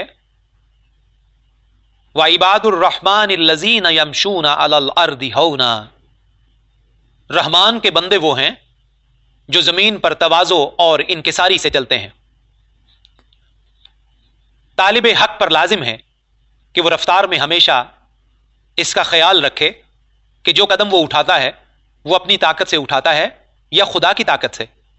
اگر وہ یہ خیال کرے کہ اپنی طاقت سے ہے تو استغفار کرے، اور اگر اس پر یقین ہو کہ خدا کی دی ہوئی طاقت سے ہے تو اسے اس یقین پر مزید اضافے کی کوشش کرنی چاہیے۔ حضرت داؤد طائی رحمۃ اللہ تعالی علیہ کا واقعہ ہے کہ ایک دن انہوں نے کوئی دوا کھائی۔ لوگوں نے عرض کیا کہ کچھ دیر صحن میں ٹہل لیجئے تاکہ دوا کا اثر اور فائدہ ظاہر ہو۔ آپ نے فرمایا میں خدا سے حیا کرتا ہوں کہ قیامت کے دن وہ مجھ سے پوچھے گا کہ تو نے اپنے نفس کی خاطر چند قدم کیوں اٹھائے، جیسا کہ اس کا ارشاد ہے وَتَشْهَدُوا أَرْجُلُهُمْ بِمَا كَانُوا يَكْسِبُونَ، ان کے قدم گواہی دیں گے کہ وہ دنیا میں کیا کرتے تھے۔ درویش کو لازم ہے کہ بیداری میں سر جھکائے، مراقبہ میں رہے اور کسی طرف نظر نہ اٹھائے۔ اگر راستے میں کوئی شخص اس کے برابر سے گزرے تو بجز اپنے کپڑے بچانے کے کہ اس کے پاؤں کے نیچے نہ آئیں، کیونکہ وہ ان کپڑوں سے نماز پڑھتا ہے، خود کو بچانے کی کوشش نہ کرے۔ لیکن اگر یہ پتہ چل جائے کہ وہ شخص کافر ہے یا نجاست میں آلودہ ہے تو اپنے آپ کو اس سے بچانا ضروری ہے۔ اور جب جماعت کے ساتھ چلے تو آگے بڑھنے کی کوشش نہ کرے، کیونکہ آگے بڑھنا تکبر کی علامت ہے، اور بہت پیچھے رہنے کی کوشش بھی نہ کرے کیونکہ اس میں تواضع کی زیادتی ہے، اور حد سے زیادہ تواضع کا مظاہرہ بھی اچھا نہیں کہ یہ بھی عین تکبر ہے۔ نالین اور جوتیوں کو جہاں تک ہو سکے دن میں ظاہری نجاست سے بچائے تاکہ رب تعالی اس کی برکت سے رات میں اس کے کپڑوں کو نجاست سے محفوظ رکھے۔ جب کسی جماعت یا کسی ایک درویش کے ساتھ جا رہا ہو تو راستے میں کسی سے بات کرنے کے لیے کھڑا نہیں ہونا چاہیے تاکہ دوسروں کو انتظار کی زحمت برداشت نہ کرنی پڑے۔ رفتار میں میانہ روی کو ملحوظ رکھے، نہ زیادہ آہستہ چلے اور نہ تیز دوڑ کر۔ آہستہ چلنا متکبروں کی علامت ہے۔ قدم پورا رکھے، غرضے کہ ہر طالب حق کی رفتار ایسی ہو کہ اگر کوئی اس سے پوچھے کہ کہاں جا رہے ہو تو وہ کامل دل جمعی کے ساتھ کہہ سکے میں خدا کی طرف جا رہا ہوں، اسی نے میری رہنمائی فرمائی ہے۔ اگر اس کا چلنا ایسا نہ ہو تو یہ اس کے لیے وبال ہوگا، کیونکہ قدموں کی درستگی خطرات سے محفوظ رہنے کی نشانی ہے۔ پس جس کا خیال حق کے لیے مجتمع ہو اس کے قدم اس کے اندیشے اور فکر کے تابع ہوں گے۔ حضرت باجزید بستامی رحمۃ اللہ علیہ فرماتے ہیں کہ بغیر مراقبہ کے درویش کا چلنا غفلت کی نشانی ہے، کیونکہ وہ جس مقام پر ہوتا ہے وہ قدم سے معلوم ہو جاتا ہے. یعنی ایک اپنے نصیب پر قدم رکھتا ہے اور دوسرا فرمان الہی پر. مطلب یہ ہے کہ وہ ایک مقام سے قدم اٹھاتا ہے اور دوسرے مقام پر قدم رکھتا ہے. گویا طالب کی رفتار مسافت کو طے کرنے کی علامت ہے اور قرب حق مسافت نہیں ہے. جب اس کا قرب مسافت نہیں تو طالب کو محل سکون میں قدموں کے ذریعے قطع مسافت کے بغیر کیا چاہ رہا. سفر و حضر میں سونے کے آداب. واضح رہنا چاہیے کہ مشائخ طریقت کا اس معنی میں بہت اختلاف ہے. ایک گروہ کے نزدیک یہ بات مسلم ہے کہ غلبہ نیند کے بغیر سونا نہیں چاہیے. نبی کریم صلی اللہ تعالی علیہ وآلہ وسلم کا ارشاد ہے نیند موت کی بہن ہے، لہذا زندگانی حق تعالی کی نعمت ہے اور موت بلا. لا محالہ بلا کے مقابلے میں نعمت اچھی چیز ہے. حضرت شبلی رحمۃ اللہ علیہ فرماتے ہیں اللہ تعالیٰ نے اپنی اطلاع میں مجھ سے فرمایا جو سویا وہ غافل ہوا اور جو غافل ہوا وہ محجوب رہا. ایک گروہ کے نزدیک جائز ہے کہ مرید اپنے اختیار سے سوئے اور حق تعالیٰ کے احکام کو بجا لانے کے بعد سونے میں تکلف کرے، اس لیے کہ حضور اکرم صلی اللہ علیہ وآلہ وسلم کا ارشاد ہے 3 آدمیوں سے حکم الہی اٹھا لیا گیا ہے. ایک سونے والوں سے جب تک کہ وہ نہ جاگیں، دوسرے بچے سے جب تک کہ وہ بالغ نہ ہو، تیسرے دیوانے سے جب تک کہ وہ باہوش نہ ہو. مطلب یہ ہے کہ بندہ جب تک سوتا رہتا ہے اور بیدار نہیں ہوتا تقدیر کا قلم اس سے اٹھا رہتا ہے اور مخلوق اس کے شر اور برائی سے محفوظ رہتی ہے اور اس کے اختیارات معطل اور اس کا نفس معزول رہتا ہے اور کرامن کاتبین اس کا نامہ اعمال نہیں لکھتے. اس کی زبان دعووں، جھوٹ اور غیبت سے رکی رہتی ہے اور اس کا ارادہ خود بینی اور ریا سے دور رہتا ہے. ارشاد حق تعالی ہے لا یملک لنفسہ ضرا ولا نفعا ولا موتا ولا حیاتا ولا نشورا. یعنی سونے والا اپنی جان کے نفع و نقصان، موت و حیات اور اٹھنے کا مالک نہیں رہتا. اسی بنا پر حضرت عبداللہ ابن عباس رضی اللہ تعالی عنہ فرماتے ہیں شیطان پر گناہگار کے سونے سے بڑھ کر کوئی چیز سخت نہیں. جب گناہگار سوتا ہے تو وہ کہتا ہے کہ کب یہ اٹھے گا اور اٹھ کر خدا کی نافرمانی کرے گا. حضرت جنید بغدادی رحمۃ اللہ علیہ کو حضرت علی بن سہل اصفہانی رحمۃ اللہ علیہ سے اس مسئلہ میں اختلاف ہے. حضرت علی بن سہل رحمۃ اللہ علیہ نے حضرت جنید بغدادی رحمۃ اللہ علیہ کو ایک لطیف معنی کا خط لکھا. آپ نے اسے سن کر اختلاف فرمایا. حضرت علی بن سہل نے اس خط میں اپنا مقصد اس طرح ظاہر فرمایا کہ نیند چونکہ غفلت و آرام کا موجب ہے لہٰذا اس سے بچنا ضروری ہے، کیونکہ محب کو دن رات میں کبھی نیند اور آرام کا ہوش نہیں ہوتا. اگر وہ سو جائے تو اپنے مقصود سے محروم ہو جاتا ہے. جیسا کہ حق تعالی نے حضرت داؤد علیہ السلام کو وحی فرمائی کہ اے داؤد وہ شخص میری محبت کے دعوے میں جھوٹا ہے جس پر رات کا اندھیرا چھا جائے اور وہ مجھ سے غافل ہو کر سو جائے اور میری محبت کو چھوڑ دے. حضرت جنید بغدادی رحمۃ اللہ علیہ نے اس خط کے جواب میں تحریر فرمایا واضح رہنا چاہیے کہ ہماری بیداری راہ حق میں ہمارا معاملہ ہے اور ہماری نیند حق تعالی کا ہم پر فعل ہے، لہذا ہماری بے اختیاری کی حالت میں جو کچھ ہم پر گزرتا ہے وہ سب ہم پر حق تعالی کا فعل ہے. لہذا ہماری بے اختیاری کی حالت میں جو کچھ ہم پر گزرتا ہے وہ ہم سب پر حق تعالی کا فعل ہے. ہماری طرف سے ہمارا اختیار حق تعالی کے تحت تصرف میں ہے، کیونکہ محبوبان خدا پر نیند کا غلبہ حق تعالی کا عطا کردہ ہے. اس مسئلہ کا تعلق سہو و سکر سے ہے اور یہ بات وضاحت سے بیان کی جا چکی ہے. لیکن یہ بات حیرت کی ہے کہ حضرت جنید بغدادی رحمۃ اللہ علیہ جو کہ صاحب سہو مرد خدا تھے، اس جگہ انہوں نے سکر کی تقویت فرمائی. ممکن ہے کہ آپ اس وقت مغلوب الحال ہوں اور اسی حالت میں آپ نے یہ تحریر فرمایا ہو، اور یہ بھی ممکن ہے کہ آپ کا مسلک اس کے برخلاف ہو، کیونکہ نیند بنفس ہی خود سہو ہے اور بیداری عین سکر. اس لیے نیند آدمی کی صفت ہے اور جب تک آدمی اپنی صفتوں کے سایہ میں رہتا ہے تو وہ سہو کے ساتھ منسوب ہوتا ہے، اور نہ سونا حق تعالی کی صفت ہے. جب آدمی صفت حق کے سائے میں ہوتا ہے تو وہ سکر کے ساتھ منسوب ہوتا ہے اور مغلوب الحال ہوتا ہے. میں نے علی بن عثمان نے مشائخ کی ایک جماعت دیکھی ہے جو نیند کو بیداری پر فضیلت دیتی ہے، اور وہ حضرت جنید رحمۃ اللہ علیہ کے مسلک کی موافقت کرتی ہے، کیونکہ بکثرت اولیاء، بزرگان دین اور انبیاء کرام علیہ السلام پر ہمیشہ نیند کا ظہور ہوتا تھا، اور ہمارے نبی صلی اللہ علیہ وآلہ وسلم کا یہ ارشاد بھی موجود ہے کہ اللہ تعالیٰ اس بندے پر اظہار خوشنودی فرماتا ہے جو بحالت سجدہ سو جاتا ہے، اور اپنے فرشتوں سے فرماتا ہے میرے بندے کی طرف دیکھو، اس کی روح مجھ سے ہمراز ہے اور اس کا بدن عبادت کے فرش پر ہے۔ حضور اکرم صلی اللہ علیہ وآلہ وسلم مزید ارشاد فرماتے ہیں جو شخص باوضو سوئے، اللہ تعالیٰ اس کی روح کو اجازت فرماتا ہے کہ وہ عرش کا طواف کرے اور وہاں اللہ تعالیٰ کو سجدہ کرے۔ میں نے ایک حکایت میں دیکھا ہے کہ حضرت شاہ شجاع کرمانی رحمۃ اللہ تعالی علیہ 40 سال بیدار رہے، پھر ایک رات جب سوئے تو خواب میں انہیں حق تعالیٰ کا دیدار ہوا۔ اس کے بعد وہ ہمیشہ اسی امید میں سوتے رہے تاکہ حق تعالیٰ کا دیدار ہوتا رہے۔ اسی معنی میں قیس عامری کے شعر کا مفہوم یوں ہے: میں بامقصد سوتا ہوں حالانکہ مجھے نیند نہیں آتی، شاید کہ خواب میں تیرے خیال سے ملاقات ہو جائے۔ مشائخ کی ایک جماعت کو میں نے دیکھا ہے کہ وہ بیداری کو خواب پر فضیلت دیتے ہیں اور حضرت علی بن سہل رحمۃ اللہ علیہ کی موافقت کرتے ہیں۔ ان کی دلیل یہ ہے کہ انبیاء و مرسلین علیہم السلام کو وحی اور اولیاء کرام کو کرامتیں حالت بیداری میں ہی نصیب ہوتی ہیں۔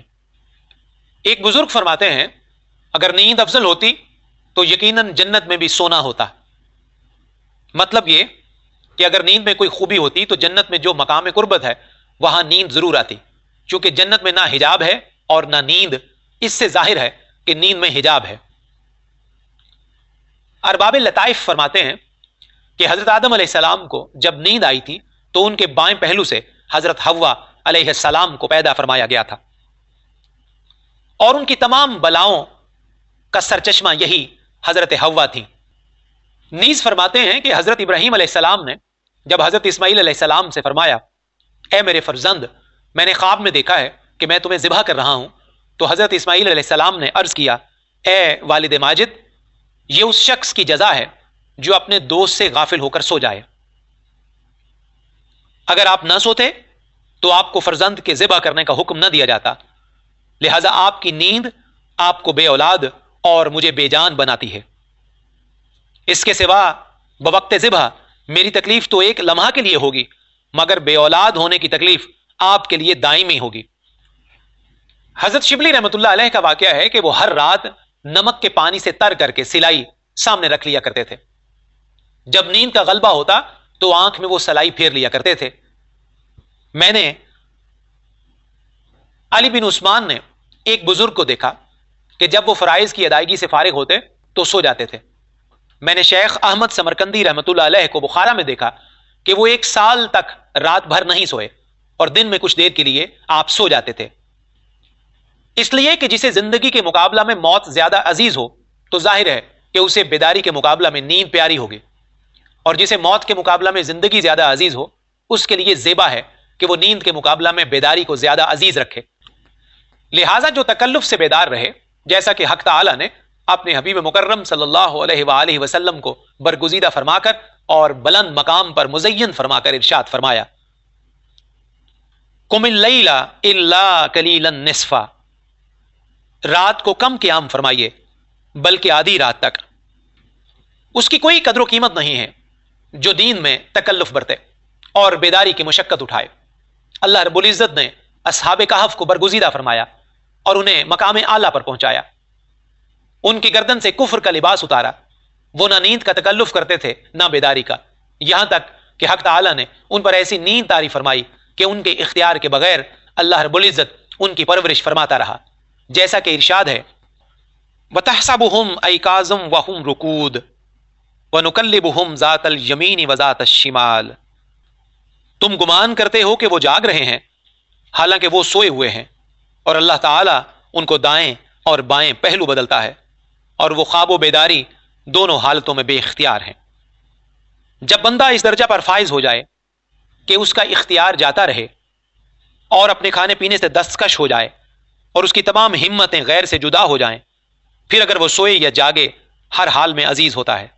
لہٰذا مرید کے لیے نیند کی شرط یہ ہے کہ اپنی پہلی نیند کو اپنی عمر کی آخری نیند جانے، گناہوں سے بچے اور دشمنوں کو راضی کرے، طہارت کے ساتھ رہے، दाएं पहलू पर किबला रू होकर सोए, दुनियावी काम ठीक रखे, नेमत इस्लाम का शुक्र बजा लाए और अहद करे कि अगर बेदार हुआ तो फिर गुनाहों में मुब्तला नहीं होगा। जो शख्स अपनी बेदारी में अपने कामों को दुरुस्त रखता है, उसके लिए नींद हो या मौत, दोनों में कोई खतरा नहीं है। एक बुजुर्ग एक ऐसे इमाम के पास जाया करते थे जो मर्तबा व इज्जत और नफ्स की रौनत में मुब्तला था। वो बुजुर्ग उससे कहा करते थे कि ए फलां शख्स, तुझे मर जाना चाहिए। इस बात से उस इमाम का दिल रंजीदा होता था और वो कहता था कि ये गदागर हमेशा मुझसे यही कहता है, कल मैं इसके आने से पहले यही बात इससे कहूंगा। चुनाचे जब वो बुजुर्ग अगले दिन उसके पास तशरीफ लाए तो उस इमाम ने कहा, तुम्हें मर जाना चाहिए। उस बुजुर्ग ने मुसल्ले को बिछाया, सर को जमीन पर रखा और कहा, मैं मरता हूं। उसी वक्त उस बुजुर्ग की रूह परवाज कर गई। इस वाकया में इमाम को यह तनबीह करना मकसद था कि वो ये जान ले कि ये बुजुर्ग जो मर जाने को कहा करते थे, खुद भी मरने से नहीं डरते थे। मेरे शेख रहमतुल्लाह अलैह ने अपने मुरीदों को इस बात की हिदायत फरमाई कि नींद के गलबा के वक्त सोना चाहिए और जब बेदार हो जाए तो दोबारा सोना मुरीदों के लिए हराम है, चूंकि बंदे को नींद गफलत लाती है। इस मानी में तवील बहस है, इसी पर इक्तिफा करता हूं। वल्लाहु आलमु बिस्सवाब। सुकूत और कलाम के आदाब। अल्लाह रब्बुल इज्जत का इरशाद गिरामी है, सबसे बेहतर कलाम यह है कि जो बंदा अल्लाह को पुकारे और नेक काम करे। फिर इरशाद हुआ, कौलुम मारूफ, नेक बात कहो। फिर इरशाद हक ताला हुआ, कूलू आमन्ना, कहो कि हम ईमान लाए। वाज़ेह रहना चाहिए कि अल्लाह रब्बुल इज्जत ने बंदों को अच्छी बात कहने का हुक्म दिया है, मसलन हक ताला की रुबूबियत का इकरार, उसकी हम्दो सना और मखलूक खुदा को दावत व तबलीग वगैरह। गोयाई हक ताला की तरफ से बंदों के लिए बड़ी नेमत है। आदमी इस सिफत के जरिए दीगर मखलूक से मुमताज होता है। अल्लाह रब्बुल इज्जत का इरशाद है, हमने बनी आदम को मुकर्रम बनाया। मुफस्सिरीन का एक कौल यह है कि इसके मानी गोयाई अता करने के हैं। अगरचे गोयाई खुदा की जाहिर नेमत है, लेकिन उसकी आफत भी बहुत बड़ी है। नबी करीम सल्लल्लाहु अलैहि वसल्लम का इरशाद है, मेरी उम्मत पर सबसे ज्यादा खौफनाक चीज जबान है, मुझे इसी का खौफ है। गुफ्तार शराब की मानंद है जिससे अक्ल मखमूर हो जाती है। आदमी जब शराब कलाम में पड़ जाता है तो उससे निकलना दुश्वार हो जाता है, अपने आप को इससे बचा नहीं पाता। चूंकि अहले तरीकत को मालूम है कि गुफ्तार आफत है, इसलिए वो इंतहाई जरूरत के वक्त बात करते हैं। गोया वो इब्तिदा और इंतहा में गुफ्तगू पर काबू रखते हैं, और अगर सारी गुफ्तगू हक के लिए हो तो बात करते हैं, वगरना खामोश रहते हैं।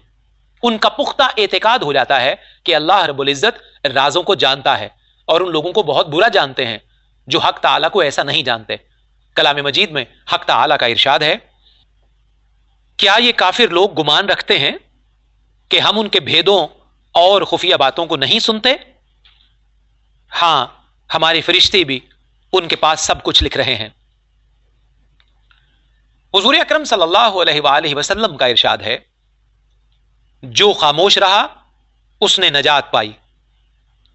लिहाजा खामोशी में बहुत फवायद हैं और इसमें बहुत फतूहात हैं और बोलने में बकसरत आफत। मशाइख तरीकत की एक जमात बोलने पर खामोश रहने को अफजल समझती है और एक जमात खामोशी पर बोलने को तरजीह देती है। हजरत जुनैद बगदादी रहमतुल्लाह अलैह फरमाते हैं कि अल्फाज और इबारात सरासर दावे हैं। जिस वक्त मानी का असबात हो जाता है तो अल्फाज और इबारात वाले दावे धरे रह जाते हैं।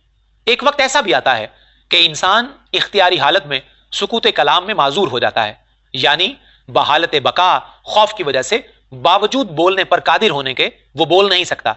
उसका ना बोलना मारिफत हकीकत में कोई नुकसान पैदा नहीं करता और किसी वक्त बंदा बेमानी और महज खाली दावों में माजूर नहीं होता, उसका हुक्म मुनाफिकों की मानिंद हो जाता है। लिहाजा बेमानी दावा निफाक है और बेदावा मानी इखलास पर मबनी है, क्योंकि जिस बंदे के लिए यह रास्ता खुल जाता है वो गुफ्तार से बेनियाज हो जाता है। इसकी वजह यह है कि जिस मानी में वो खबर देगा اس کے الفاظ اور عبارت سب غیر ہوں گے، اور حق تعالی بے نیاز ہے کہ اس کے احوال کی تعبیر اور تفسیر کسی غیر کے ذریعے کرائے۔ اس کا غیر اس کے لائق نہیں کہ اس کی طرف التفات کیا جائے۔ حضرت جنید بغدادی رحمۃ اللہ علیہ اپنی تائید میں فرماتے ہیں کہ جس نے حق تعالی کو دل سے پہچان لیا اس کی زبان بیان سے عاجز ہو گئی، کیونکہ اظہار بیان میں حجاب دکھائی دیتا ہے۔ حضرت شبلی رحمۃ اللہ علیہ کا واقعہ ہے کہ ایک مرتبہ انہوں نے حضرت جنید رحمۃ اللہ علیہ کی مجلس میں کھڑے ہو کر نعرہ مارا، یا مرادی، اور حق تعالی کی طرف اشارہ کیا۔ حضرت جنید رحمۃ اللہ علیہ نے ان سے فرمایا، اے ابو بکر، اگر تمہاری مراد حق ہے تو یہ اشارہ کیوں ہے؟ کیونکہ وہ اس سے بے نیاز ہے، اور اگر تمہاری مراد حق نہیں ہے تو تم نے اس کے خلاف کیوں کیا؟ حق تعالی تمہارے قول کے بموجب علیم ہے۔ حضرت شبلی رحمۃ اللہ علیہ نے اپنے کلام پر توبہ اور استغفار کیا۔ وہ جماعت جو بولنے کو خاموشی پر ترجیح دیتی ہے، ان کا کہنا ہے کہ حق تعالی نے ہمیں اپنے احوال کے بیان کا حکم دیا ہے، کیونکہ دعویٰ معنی کے ساتھ قائم ہے۔ مثلا اگر کوئی حق تعالی کی معرفت عقل و خرد سے 1000 برس تک رکھے اور کوئی امر مانے بھی نہ ہو، تو جب تک اپنی معرفت کا اقرار زبان سے نہ کرے اس کا حکم کافروں جیسا ہوگا۔ اللہ تعالیٰ تمام مسلمانوں کو اپنی حمد و ثنا اور شکر بجا لانے کا حکم دیتا ہے۔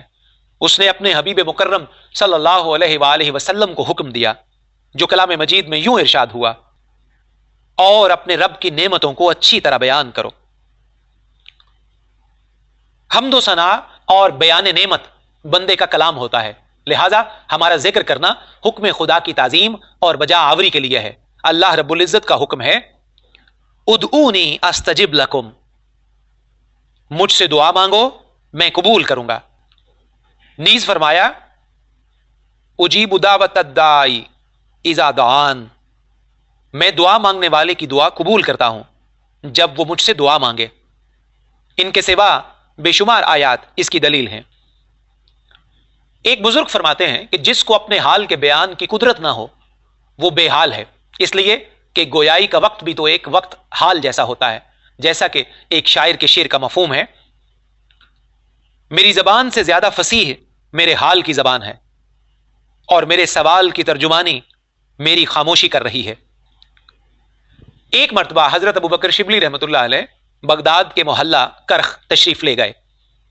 انہوں نے ایک مدعی کو یہ کہتے سنا کہ خاموشی بولنے سے بہتر ہے۔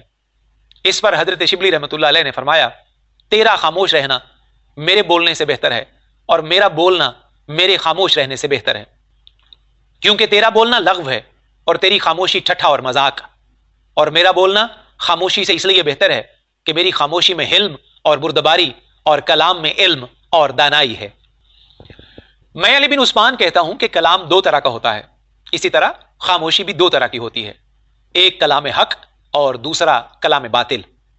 اسی طرح ایک سکوت مقصود و مشاہدہ کے حاصل ہونے کے بعد، اور دوسرا غفلت اور حجاب کی حالت میں۔ ہر شخص کو گفتار اور سکوت کی حالت میں اپنے گریبان میں منہ ڈال کر دیکھنا چاہیے کہ اگر اس کا بولنا حق ہے تو اس کا بولنا اس کی خاموشی سے بہتر ہے، اور اگر اس کا بولنا باطل ہے تو اس کی خاموشی اس کے بولنے سے بہتر ہے، اور اگر حجاب غفلت کی بنا پر بھی ہو تو بولنا خاموشی سے بہتر ہے، اور اگر حصول مقصد کے لیے سبب ہے تو اس کی خاموشی بولنے سے بہتر ہے۔ کچھ لوگ ایسے ہیں جنہوں نے اپنی ہوس میں معانی سے خالی الفاظ اور عبارات کو اپنا رکھا ہے اور کہتے پھرتے ہیں کہ بولنا خاموشی سے افضل ہے، اور کچھ لوگ ایسے ہیں جو گہرائی کے مقابلہ میں مینار تک کو نہیں جانتے اور اپنی جہالت کی وجہ سے خاموش رہتے ہیں۔ ان کا کہنا ہے کہ خاموشی بولنے سے بہتر ہے، اور یہ دونوں گروہ ایک دوسرے کی مانند ہیں، کسے گویا کہیں اور کسے خاموش، کیونکہ جو بولتا ہے یا تو وہ صحیح ہوگا یا غلط، اور جو بولا جاتا ہے اسے خطا اور خلل سے بچایا جا سکتا ہے۔ چنانچہ ابلیس، اس پر لعنت ہو اللہ کی، اس نے کہا انا خیر منہ، میں آدم علیہ السلام سے بہتر ہوں، معاذ اللہ۔ اور حضرت آدم علیہ السلام سے یہ کہلوایا گیا، ربنا ظلمنا انفسنا، اے ہمارے رب ہم نے اپنی جانوں پر ظلم کیا۔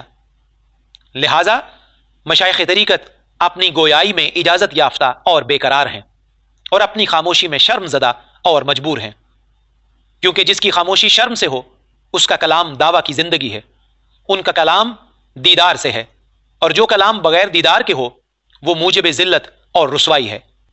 ایسے وقت نہ بولنا بولنے سے افضل ہے تاکہ اپنے آپ میں رہیں، اور جب غائب ہوتے ہیں تو لوگ ان کے قول کو جان سے زیادہ عزیز رکھتے ہیں۔ ایک بزرگ فرماتے ہیں جس کی خاموشی حیا کی وجہ سے ہے اس کا کلام دوسروں کے لیے حیات بخش ہوتا ہے۔ لہذا طالب حق پر لازم ہے کہ اگر اس کی فکر و غور بندگی میں ہو تو خاموش رہے، تاکہ اس کی زبان جب بولے تو ربوبیت کے ساتھ بولے اور اسی کی بات کہے اور اسی کے الفاظ اور عبارت مریدوں کے دلوں کو متاثر کر سکیں۔ بات کرنے کا ادب یہ ہے کہ بے حکم نہ بولے اور اتنا ہی جواب دے جو ضروری ہو۔ خاموشی کا ادب یہ ہے کہ وہ جاہل نہ ہو اور نہ جہالت پر راضی ہو، غفلت میں نہ رہے۔ مرید پر لازم ہے کہ وہ مشائخ کے کلام میں دخل نہ دے اور نہ اس میں تصرف کرے اور نہ سنسنی خیز باتیں کرے۔ اس زبان کو جس سے کلمہ شہادت پڑھا اور توحید کا اقرار کیا ہے اس کو غیبت اور جھوٹ سے پاک و صاف رکھے، مسلمانوں کو رنج نہ پہنچائے اور درویشوں کو صرف ان کے نام سے نہ پکارے، اور جب تک کوئی ان سے معلوم نہ کرے خود کچھ نہ بولے، بات کرنے میں پہل نہ کرے، اور اس درویش پر خاموشی لازم ہے جو باطل پر خاموش نہ رہ سکے۔ گفتگو کی شرط یہ ہے کہ حق کے سوا دوسری بات نہ کرے، اس کی اصل و فرع اور لطائف بہت ہیں، بخوف طوالت اسی پر اکتفا کرتا ہوں، واللہ عالم۔ سوال کے آداب۔ کلام مجید میں حق تعالی کا ارشاد ہے لا يسألون الناس الحافا، لوگوں سے گڑ گڑا کر سوال نہ کرو، اور جب کوئی سوال کرے تو اسے منع نہ کرو۔ حضور اکرم صلی اللہ علیہ وآلہ وسلم سے حق تعالی نے ارشاد فرمایا وَأَمَّا السَّائِلَ فَلَا تَنْحَرْ، سائل کو مت جھڑکیے۔ جہاں تک ممکن ہو خدا کے سوا کسی سے سوال نہیں کرنا چاہیے، اس لیے کہ غیر خدا کو سوال کا محل نہیں بنایا گیا۔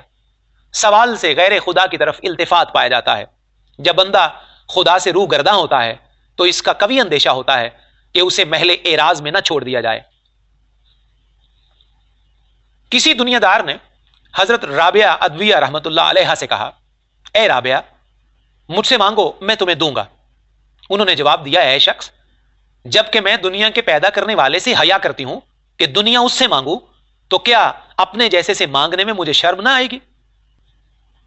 منقول ہے کہ ابو مسلم کے زمانے میں کسی صاحب دعوت اور خدا رسیدہ درویش کو بے گناہ چوری کے الزام میں گرفتار کر لیا گیا۔ 4 راتیں اسے قید خانے میں گزارنی پڑی۔ ایک رات ابو مسلم نے حضور اکرم صلی اللہ علیہ وآلہ وسلم کو خواب میں دیکھا۔ آپ نے فرمایا اے ابو مسلم مجھے خدا نے تمہارے پاس بھیجا ہے کہ اس کے دوست کو بے جرم قید خانے میں ڈال دیا ہے، جاؤ اور اسے آزاد کرو۔ ابو مسلم خواب سے بیدار ہوئے اور ننگے سر اور ننگے پاؤں دوڑتے ہوئے قید خانہ کی طرف گئے۔ قید خانے کا دروازہ کھلوایا اور درویش کو باہر لے کر آئے، اس سے معافی مانگی اور کہا کوئی حاجت ہو تو بیان فرمائیے۔ درویش نے کہا اے امیر جس خدا کی شان یہ ہو کہ وہ آدھی رات کے وقت ابو مسلم کو بستر سے جگا کر بھیجے اور بلا سے نجات دلائے، کیا اس کے بندے کے لیے زیبا ہے کہ وہ دوسروں سے سوال کرے؟ ابو مسلم رونے لگے اور درویش کے سامنے سے ہٹ گئے۔ ایک جماعت کے نزدیک درویش کا سوال کرنا جائز ہے کیونکہ حق تعالیٰ کا ارشاد ہے کہ لوگوں سے گڑ گڑا کر سوال نہ کرو۔ اس میں اشارہ ہے کہ سوال تو کرو مگر گڑ گڑاؤ نہیں۔ حضور اکرم صلی اللہ علیہ وسلم نے خود صحابہ کرام رضوان اللہ علیہم اجمعین کی ضروریات پوری کرنے کے لیے صاحب ہمت کو ترجیح دی ہے، اور ہمیں بھی ارشاد فرمایا ہے اپنی ضرورتوں کے لیے نیک صورت لوگوں سے سوال کیا کرو۔ کچھ مشائخ طریقت فرماتے ہیں کہ 3 باتوں کے لیے سوال جائز ہے۔ ایک یہ کہ دل کی فراغت کے لیے سوال ضروری ہے، چنانچہ وہ کہتے ہیں کہ ہم 2 روٹیوں کی قیمت بھی نہیں رکھتے اور دن رات اس کا انتظار کرتے ہیں، اور ہماری اضطراری اور بے قراری کی حالت میں اللہ تعالیٰ سے اس کے سوا کوئی حاجت نہیں ہوتی، اس لیے کہ کھانے اور انتظار سے زیادہ اور کوئی حق تعالیٰ سے روکنے والا نہیں ہوتا۔ اسی بنا پر جب حضرت باجدید بستامی رحمۃ اللہ علیہ نے حضرت شفیق رحمۃ اللہ علیہ کے مرید سے جو ان کی زیارت کے لیے آیا ہوا تھا حضرت شفیق کے حال کی نسبت پوچھا تو مرید نے کہا وہ دنیا سے کنارہ کش ہو گئے ہیں اور توکل اختیار کر لیا ہے۔ حضرت باجدید بستامی رحمۃ اللہ علیہ نے فرمایا جب تم جاؤ تو شفیق سے کہنا کہ دیکھو 2 روٹیوں کی خاطر خدا کو نہ آزماؤ، جب بھوکے ہو تو کسی ہم جن سے 2 روٹیاں مانگ لیا کرو، اور توکل کے نام کو ایک طرف رکھ دینا تاکہ تمہاری ولایت کا محل اپنے معاملہ کی بدبختی سے زمین پر نہ آ جائے اور تباہ و برباد نہ ہو جائے۔ سوال کی دوسری غرض یہ ہے کہ نفس کی ریاضت کے لیے سوال کیا جائے تاکہ نفس ذلیل و خوار ہو اور رنجیدہ ہو کر اپنی قدر و قیمت پہچانے کہ دوسروں کی نظر میں اس کی کیا قدر و منزلت ہے، اور دوبارہ تکبر کر کے مصیبت میں نہ ڈالے۔ حضرت جنید بغدادی رحمۃ اللہ علیہ کے پاس حضرت ابو بکر شبلی رحمۃ اللہ علیہ آئے تو حضرت جنید علیہ رحمہ نے فرمایا، اے ابو بکر، تمہارے دماغ میں ابھی تک یہ گھمنڈ ہے کہ میں خلیفہ کے خاص الخاص کا فرزند ہوں اور سامرا کا امیر ہوں، یہ تمہارے کام نہ آئے گا جب تک کہ تم بازار میں جا کر ہر ایک کے سامنے دستے سوال دراز نہ کرو، اس وقت تک کہ اپنی قدر و قیمت نہ جان جاؤ۔ چنانچہ انہوں نے ایسا ہی کیا۔ روزانہ بازار میں ان کی قدر و قیمت گھٹتی گئی، یہاں تک کہ 6 سال میں اس حال کو پہنچ گئے کہ انہیں بازار میں کسی نے کچھ نہ دیا۔ اس وقت حضرت جنید رحمۃ اللہ علیہ کی خدمت میں حاضر ہوئے اور سارا حال بیان کیا۔ آپ نے فرمایا، اے ابو بکر، اب تم اپنی قدر و قیمت کو پہچانو کہ لوگوں کی نظر میں تمہاری کیا قیمت ہے، لہذا تم ان لوگوں کو دل میں جگہ نہ دو اور ان کی کچھ قدر و منزلت نہ سمجھو۔ یہ معنی ریاضت کے لیے تھے، نہ کہ کسب کے لیے۔ کسب کے طریق پر سوال کرنا کسی طرح حلال نہیں ہے۔ حضرت ذوالنون مصری رحمۃ اللہ علیہ بیان کرتے ہیں کہ میرا ایک دوست تھا، اللہ تعالیٰ نے اسے اپنے پاس بلا لیا اور دنیاوی نعمت سے اخروی نعمتوں میں پہنچا دیا۔ میں نے اسے خواب میں دیکھا تو اس سے پوچھا کہ اللہ تعالیٰ نے تمہارے ساتھ کیا سلوک کیا؟ اس نے کہا، مجھے بخش دیا ہے۔ میں نے پوچھا، کس بنا پر؟ اس نے کہا، اللہ تعالیٰ نے مجھے اٹھا کر فرمایا، اے میرے بندے، تو نے بخیلوں اور کمینوں کی بڑی اذیتیں برداشت کی ہیں، تو نے ان کے آگے ہاتھ پھیلایا اور پھر صبر سے کام لیا، اس لیے میں تجھے بخشتا ہوں۔ سوال کی تیسری غرض یہ ہے کہ اللہ تعالیٰ کی حرمت میں لوگوں سے سوال کرے اور تمام دنیاوی اموال کو خدا ہی کا جانے اور ساری مخلوق کو اس کا وکیل سمجھے، اور جو اپنے نصیب کی ہو اسے خدا کے وکیلوں سے حاصل کرے۔ سوال تو لوگوں سے ہو لیکن نظر حق تعالیٰ کی طرف ہو۔ جب بندہ خود کو ایسا بنا لیتا ہے تو حرمت الہی میں جو وکیل سے مانگتا ہے وہ طاعت میں حق تعالیٰ سے زیادہ قریب ہو جاتا ہے، لہٰذا ایسوں کا غیر سے سوال کرنا حق تعالیٰ سے اپنے حضور توجہ کی نشانی ہے، نہ یہ غیبت ہے اور نہ حق تعالیٰ سے روگردانی۔ حضرت عیسیٰ بن معاذ رحمۃ اللہ تعالیٰ علیہ کی ایک بیٹی تھی۔ ایک دن بیٹی نے اپنی ماں سے کہا کہ مجھے فلاں چیز کھلائیے۔ اس کی والدہ نے کہا کہ خدا سے مانگو۔ لڑکی نے کہا کہ مجھے شرم آتی ہے کہ میں اپنی نفسانی خواہش کے لیے خدا سے سوال کروں، آپ جو کچھ دیں گی وہ بھی اسی کی جانب سے ہوگا اور وہ میری تقدیر کا حصہ ہوگا۔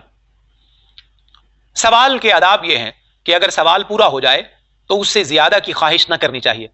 لوگوں کو حق تعالیٰ کے درمیان نہ دیکھے، حق تعالیٰ ہی کی طرف دیکھے۔ عورتوں اور بازار والوں سے سوال نہ کرے۔ اپنا راز اسی سے کہے جس پر اعتماد ہو کہ اس کا مال حلال ہے، کسی پر ظاہر نہ کرے۔ جہاں تک ہو سکے اپنے نصیب پر سوال نہ کرے، وہ تو اسے پہنچنا ہی ہے۔ سوال کرتے وقت گھر کی آرائش کو ملحوظ نہ رکھے اور نہ اسے اپنی ملکیت جانے، بلکہ ضروریات وقت کا تقاضا سمجھے۔ کل کی فکر آج نہ کرے تاکہ دائمی ہلاکت میں نہ پڑے۔ حق تعالیٰ کو اپنی گدائی کا ذریعہ نہ بنائے اور نہ ایسی پارسائی جتائے کہ پارسائی کی وجہ سے لوگ زیادہ عطا کریں۔ ایک صاحب مرتبہ بزرگ کو میں نے دیکھا کہ وہ جنگل سے فاقہ زدہ اور سفر کی صعوبتیں اٹھائے ہوئے بازار کوفہ میں پہنچے۔ اس کے ہاتھ میں ایک چڑیا تھی اور وہ آواز لگاتا تھا کہ مجھے اس چڑیا کی خاطر کچھ دو۔ لوگوں نے کہا، اے شخص، یہ کیا کہتے ہو؟ اس نے کہا، یہ محال ہے کہ میں یہ کہوں کہ مجھے خدا کی راہ پر کچھ دو۔ دنیا کے لیے ادنا چیز ہی کا وسیلہ لایا جا سکتا ہے چونکہ یہ دنیا قلیل ہے۔ طوالت کی وجہ سے اسی پر اکتفا کرتا ہوں، واللہ عالم۔ نکاح اور مجرد رہنے کے آداب۔ اللہ رب العزت کا ارشاد ہے، ہن لباس لکم وانتم لباس لہن، بیویاں تمہارے لباس ہیں اور تم بیویوں کے لباس ہو۔ حضور اکرم صلی اللہ علیہ وآلہ وسلم نے ارشاد فرمایا، مسلمانوں نکاح کرو اور اولاد کی کثرت کرو، کیونکہ روز قیامت تمہارے ذریعے اپنی امت کی کثرت پر فخر کروں گا، اگرچہ حمل کا سکوت ہی کیوں نہ ہو۔ پھر ارشاد فرمایا، سب سے بڑی برکت والی بیوی وہ ہے جس کا بوجھ کم ہو اور وہ حسین چہرے والی اور عصمت کی حفاظت کرنے والی ہو۔ सही अहादीस में वारिद है कि निकाह तमाम मर्द और औरत पर हर हाल में मुबाह है। हर मर्द और औरत पर फर्ज है कि वो हराम से बचे, और सुन्नत यह है कि जहां तक हो सके अयाल के हुकूक को पूरा करे। मशाइख की एक जमात फरमाती है कि शहवत को दूर करने और दिल की फरागत हासिल करने के लिए निकाह करना चाहिए, और एक जमात यह कहती है कि नस्ल को कायम रखने के लिए निकाह करना जरूरी है ताकि औलाद हो, और अगर औलाद बाप के सामने फौत हो जाए तो वो क़यामत के दिन उसकी शफाअत करेगी, और अगर औलाद के सामने बाप मर जाए तो औलाद उसकी मगफिरत के लिए दुआ करेगी। हदीस में वारिद हुआ है कि हजरत उमर फारूक रजी अल्लाह ताला अन्हु ने सैयदा फातिमा ज़हरा सलामुल्लाह अलैहा की दुख्तर सैयदा उम्मे कुलसूम रजी अल्लाह ताला अन्हा, उनके निकाह का प्याम उनके वालिद माजिद हजरत अली उल मुर्तज़ा रजी अल्लाह ताला अन्हु की खिदमत में भेजा और उनसे इस सिलसिला में दरखास्त की। हजरत अली उल मुर्तज़ा रजी अल्लाह ताला अन्हु ने फरमाया, वो भी बहुत कम उम्र हैं और आप बहुत बुजुर्ग हैं। मेरी नीयत तो ये थी कि उसे अपने चचाजाद भाई हजरत अब्दुल्ला बिन जाफर रजी अल्लाह ताला अन्हु को दूं। हजरत उमर रजी अल्लाह ताला अन्हु ने जवाब में कहलवाया कि ए अबू अल हसन, बड़ी उम्र की औरतें तो जहान में बहुत हैं, मेरी मुराद उम्मे कलसूम से दफा शहवत नहीं है बल्कि असबात नस्ल है, क्योंकि रसूल अकरम सल्लल्लाहु अलैहि वसल्लम से मैंने सुना है मरने के बाद ही हसब और नसब मुनकते हो जाता है, मगर मेरा हसब और नसब बाकी रहता है। एक और रिवायत में है कि हर हसब और नसब मुनकते हो जाता है मगर मेरा हसब और नसब बाकी रहता है। इस वक्त हसब तो मुझे हासिल है मगर मैं चाहता हूं कि नसब भी हासिल हो जाए ताकि दोनों में हुजूर अकरम सल्लल्लाहु अलैहि वसल्लम की मुताबत में मजबूत हो जाऊं। इसके बाद हजरत अली उल मुर्तज़ा रजी अल्लाह ताला अन्हु ने अपनी बेटी को आपके निकाह में दे दिया और उनसे हजरत जैद इब्ने उमर रजी अल्लाह ताला अन्हु पैदा हुए।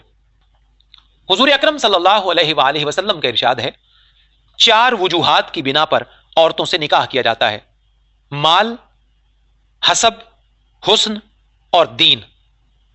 लेकिन तुम पर लाजिम है कि दीन वाली औरतों को पसंद करो, क्योंकि मुसलमान होने के बाद सबसे बेहतर फायदा जो हासिल हो सकता है वो मोमिना और मुआफिकत करने वाली बीवी है, जिससे तुम्हारा दिल खुश हो जब तुम उसे देखो। मर्द मोमिन ऐसी ही बीवी से उन्स और राहत पाता है, उसकी सोहबत से दीन को तकवीयत हासिल होती है और दोनों एक दूसरे से मोहब्बत करते हैं। सबसे बड़ी वहशत तन्हाई की है और सबसे बड़ी राहत सोहबत। हुजूर अकरम सल्लल्लाहु अलैहि वसल्लम ने इरशाद फरमाया, तन्हाई का साथी शैतान होता है। हकीकत यह है कि जब मर्द या औरत अकेले रहते हों तो उनके साथ शैतान होता है जो उनके दिल में शहवत को उभारता है, और अमन और हुर्मत के एतबार से कोई सोहबत निकाह करने से बेहतर नहीं है। अगर यकजहती और मुआफिकत है तो उसमें जरा भी सख्ती और मशगूलियत नहीं रहती, और जब औरत में यकजहती ना हो और वो गैर जिन्स से हो तो दरवेश को चाहिए कि पहले अपने दिल में गौर करे और तन्हाई की आफतों और निकाह के दरमियान सोचे कि इन दोनों में से कौन सी आफत को आसानी से दूर कर सकता है, फिर उसके मुताबिक अमल करे। क्योंकि मुजर्रद और तन्हा रहने में 2 आफतें हैं, एक तो सुन्नत का तर्क है, दूसरे शहवत की परवरिश और हराम में मुब्तला होने का खतरा भी है।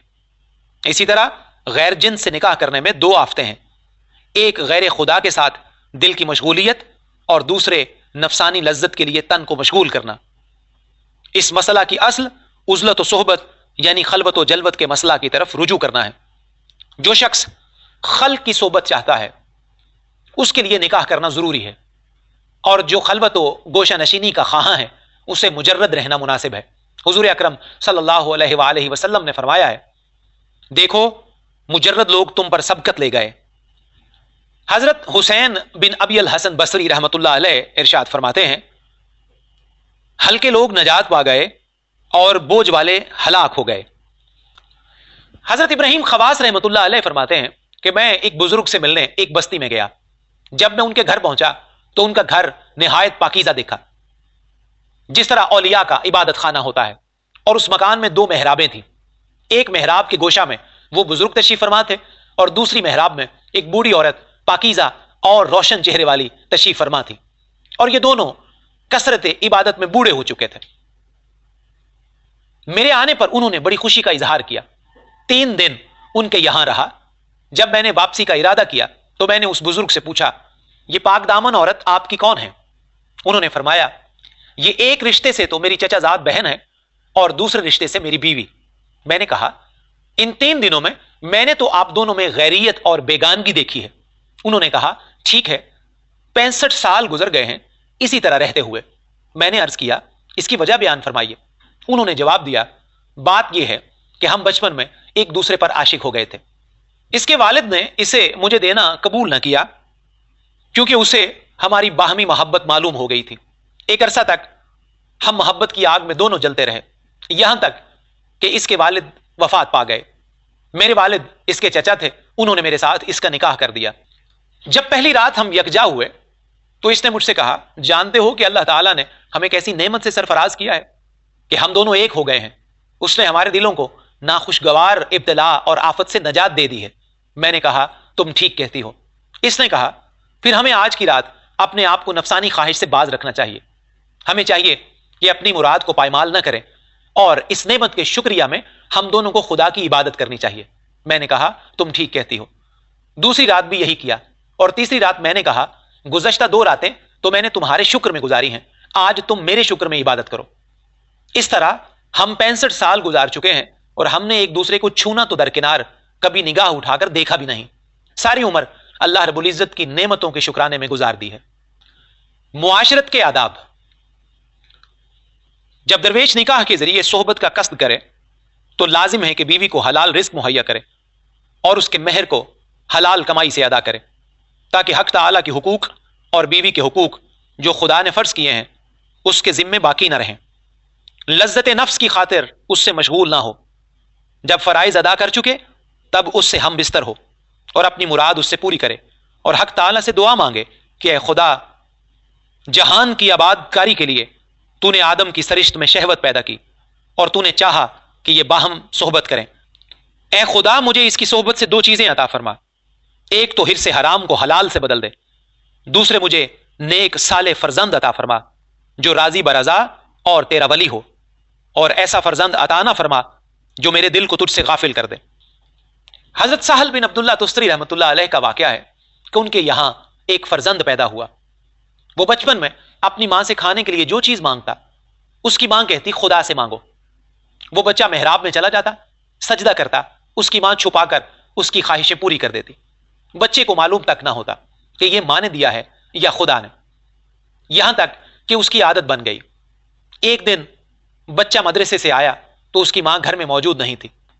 عادت کے مطابق سر سجدے میں رکھ دیا۔ اللہ تعالیٰ نے جو اس کی خواہش تھی وہ پوری کر دی۔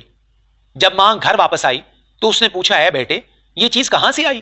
اس نے کہا وہیں سے جہاں سے روز آتی ہے۔ حضرت زکریا علیہ السلام حضرت مریم سلام اللہ علیہا کے پاس اگر گرمی میں تشریف لاتے تو سردی کے میوے، اور اگر سردی میں تشریف لاتے تو گرمی کے میوے ان کے پاس موجود پاتے اور حیرت سے ان سے دریافت کرتے، جسے کلام مجید نے یوں بیان کیا ہے یہ کہاں سے آئے ہیں؟ وہ کہتی یہ میرے رب نے بھیجے ہیں۔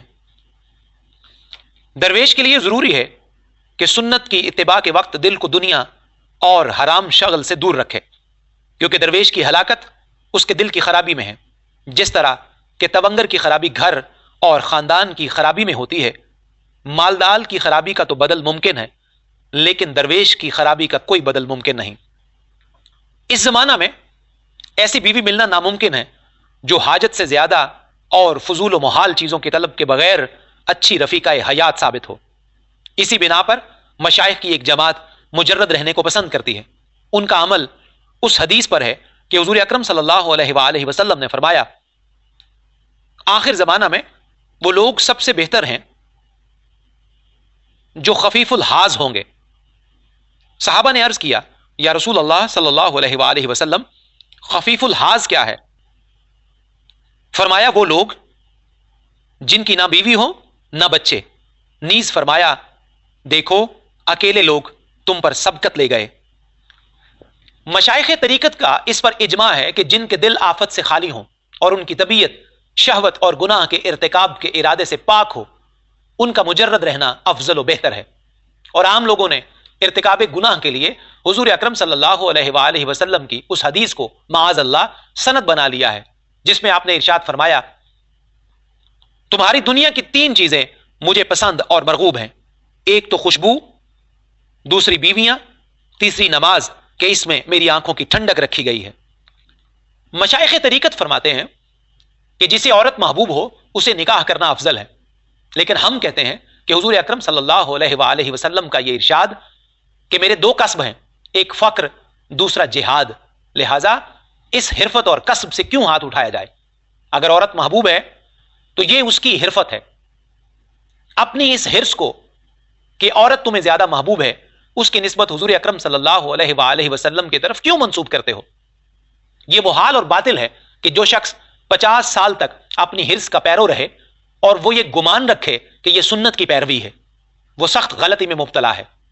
गर्जे के सबसे पहला फितना जो हजरत आदम अलैहिस्सलाम को जन्नत में मुकद्दर किया गया, उसकी असल यही औरत है, और दुनिया में सबसे पहले जो फितना जाहिर हुआ उसका सबब भी यही औरत है, यानी हाबील और काबील का फितना। और आज तक, बल्कि जब भी अल्लाह ताला चाहे किसी को अजाब दे, उनका सबब भी औरत ही है। गोया तमाम दीनी और दुनियावी फितनों की जड़ यही औरतें हैं, जैसा कि हुजूर अकरम सल्लल्लाहु अलैहि वसल्लम ने इरशाद फरमाया, मर्दों के लिए सबसे ज्यादा नुकसान पहुंचाने वाला फितना औरत से बढ़कर मैंने नहीं देखा। औरतों का फितना जब जाहिर में इस कदर है तो बातिन में कितना होगा। मैं अली बिन उस्मान कहता हूं कि 11 साल निकाह की आफत से महफूज रहने के बाद मेरी तकदीर ने मुझे इस फितने में मुब्तला कर दिया, और बिन देखे मेरा जाहिर और बातिन एक परी सिफत का असीर बन गया। 1 साल मैं उसमें ऐसा गर्क रहा कि करीब था कि मेरा दीन तबाह हो जाए, यहां तक कि हक ताला ने अपने कमाल लुत्फ करम से मेरे दिल को हलाकत से बचाने का सामान फरमाया और अपनी रहमत से मुझे नजात अता फरमाई। अल्लाह ताला की इस बड़ी नेमत पर उसका शुक्र है। हासिल कलाम यह है कि तरीकत की बुनियाद मुजर्रद रहने पर है। निकाह के बाद हाल दिगरगू हो जाता है। शहवत के लश्कर से बढ़कर कोई लश्कर गारतगर नहीं है, मगर शहवत की आग को कोशिश करके बुझाना चाहिए, इसलिए कि जो आफत भी इंसान में उभरती है उसके इजाले का जरिया भी इंसान में मौजूद होना चाहिए। कोई और उस आफत को दूर नहीं कर सकता। हजरत अहमद हम्माद सरखसी रहमतुल्लाह ताला अलैह, जो मावराउन नहर में मेरे रफीक थे और बरगुजीदा बंदे थे, उनसे लोगों ने सवाल किया कि आपको निकाह की जरूरत पेश नहीं आई। फरमाया नहीं। अर्ज किया गया क्यों? फरमाया इसलिए कि मैं अपने अहवाल में या तो अपने से गायब होता हूं या अपने से हाजिर। जब गायब होता हूं तो मुझे दोनों जहान की कोई चीज याद नहीं रहती, और जब हाजिर होता हूं तो मैं अपने नफ्स पर काबू रखता हूं। ऐसा काबू कि जब इसे खाने को एक रोटी मिले तो वो ये समझता है कि 1000 हूरें मिल गईं। दिल की मशगूलियत बहुत बड़ा काम है, जिस तरह चाहो इसे रखो। मशाइख तरीकत का एक ग्रोह यह कहता है कि हम मुजर्रद रहने और निकाह करने में भी अपने इख्तियार को दखील नहीं होने देते, यहां तक कि पर्दा गैब से तकदीर का जो हुक्म भी जाहिर हो सरे तस्लीम खम कर देते हैं। अगर हमारी तकदीर मुजर्रद रहने में है तो हम पारसाई की कोशिश करते हैं, और अगर निकाह करने में है तो हम सुन्नत की पैरवी करते हैं। दिल को फारिग रखने की कोशिश करते हैं, क्योंकि अगर हक ताला की हिफाजत शामिल हाल है तो बंदा का मुजर्रद रहना हजरत यूसुफ अलैहिस्सलाम की मानंद होगा कि उन्होंने जुलेखा के वरगलाने के बावजूद ताकत व कुव्वत के साथ उससे मुंह फेर लिया। उस वक्त भी अपने नफ्स के उयूब देखने और नफसानी ख्वाहिश पर गलबा पाने में मसरूफ रहे। और जब निकाह करना तकदीर में होता है तो वह हजरत खलीलुल्लाह अलैहिस्सलाम के निकाह करने की मानंद होता है। चूंकि हजरत खलीलुल्लाह अलैहिस्सलाम को हक ताला पर कामिल भरोसा और एतमाद था, बीवी की मशगूलियत भी मशगूल न कर सकी। यहां तक कि जब हजरत सारा ने रश्क और गैरत का इजहार किया तो हजरत इब्राहीम अलैहिस्सलाम ने हजरत हाजिरा रजी अल्लाह ताला अन्हा को बे आबो गियाह जंगल में छोड़कर खुदा के हवाले कर दिया और खुद उनसे रुख फेर लिया, ताकि हक ताला अपनी हिफाजत में जिस तरह चाहे उनकी परवरिश फरमाए। बंदे की हलाकत ना निकाह करने में है ना मुजर्रद रहने में, क्योंकि इसकी हलाकत तो अपने इख्तियार को कायम और बरकरार रखने में है और नफ्स की पैरवी करने में है। आलो औलाद के आदाब। अहलो अयाल की मौजूदगी में शर्त अदब यह है कि उसके रोजमर्रा के और आदो वज़ाइफ में से कोई वजीफा फौत ना हो, अहवाल सुलूक जाया ना हो और औकात कार परेशान ना हो। उसे चाहिए कि अपने अहलो अयाल के साथ शफकत का बर्ताव करे और उन्हें हलाल रिज्क मुहैया करे, और नुफ्का की अदायगी में जालिमों اور جابر بادشاہوں کی مدد حاصل نہ کرے، تاکہ اگر کوئی لڑکا پیدا ہو تو وہ بھی ان شرائط کا پابند ہو اور اس کے اخلاق و سیرت پر کوئی اثر نہ پڑے۔ حضرت احمد بن حرب نیشاپوری رحمۃ اللہ علیہ ایک دن نیشاپور کے امراء اور روسا کے ساتھ جو انہیں سلام کرنے آئے تھے تشریف فرما تھے۔ ان کا ایک بیٹا شراب پیے ہوئے گانے والیوں کے ساتھ بے دھڑک جھومتا ہوا ان کے سامنے سے گزرا۔ جس نے بھی اسے دیکھا اس کا حال متغیر ہو گیا۔ حضرت احمد رحمۃ اللہ علیہ نے جب لوگوں کو دیکھا تو ان سے فرمایا تمہارا حال کیوں متغیر ہے؟ انہوں نے جواب دیا حضرت یہ جوان اس بے باکی کے ساتھ آپ کے سامنے سے گزرا ہے جس سے ہم پریشان ہو گئے ہیں، اس نے آپ کا بھی لحاظ نہیں کیا۔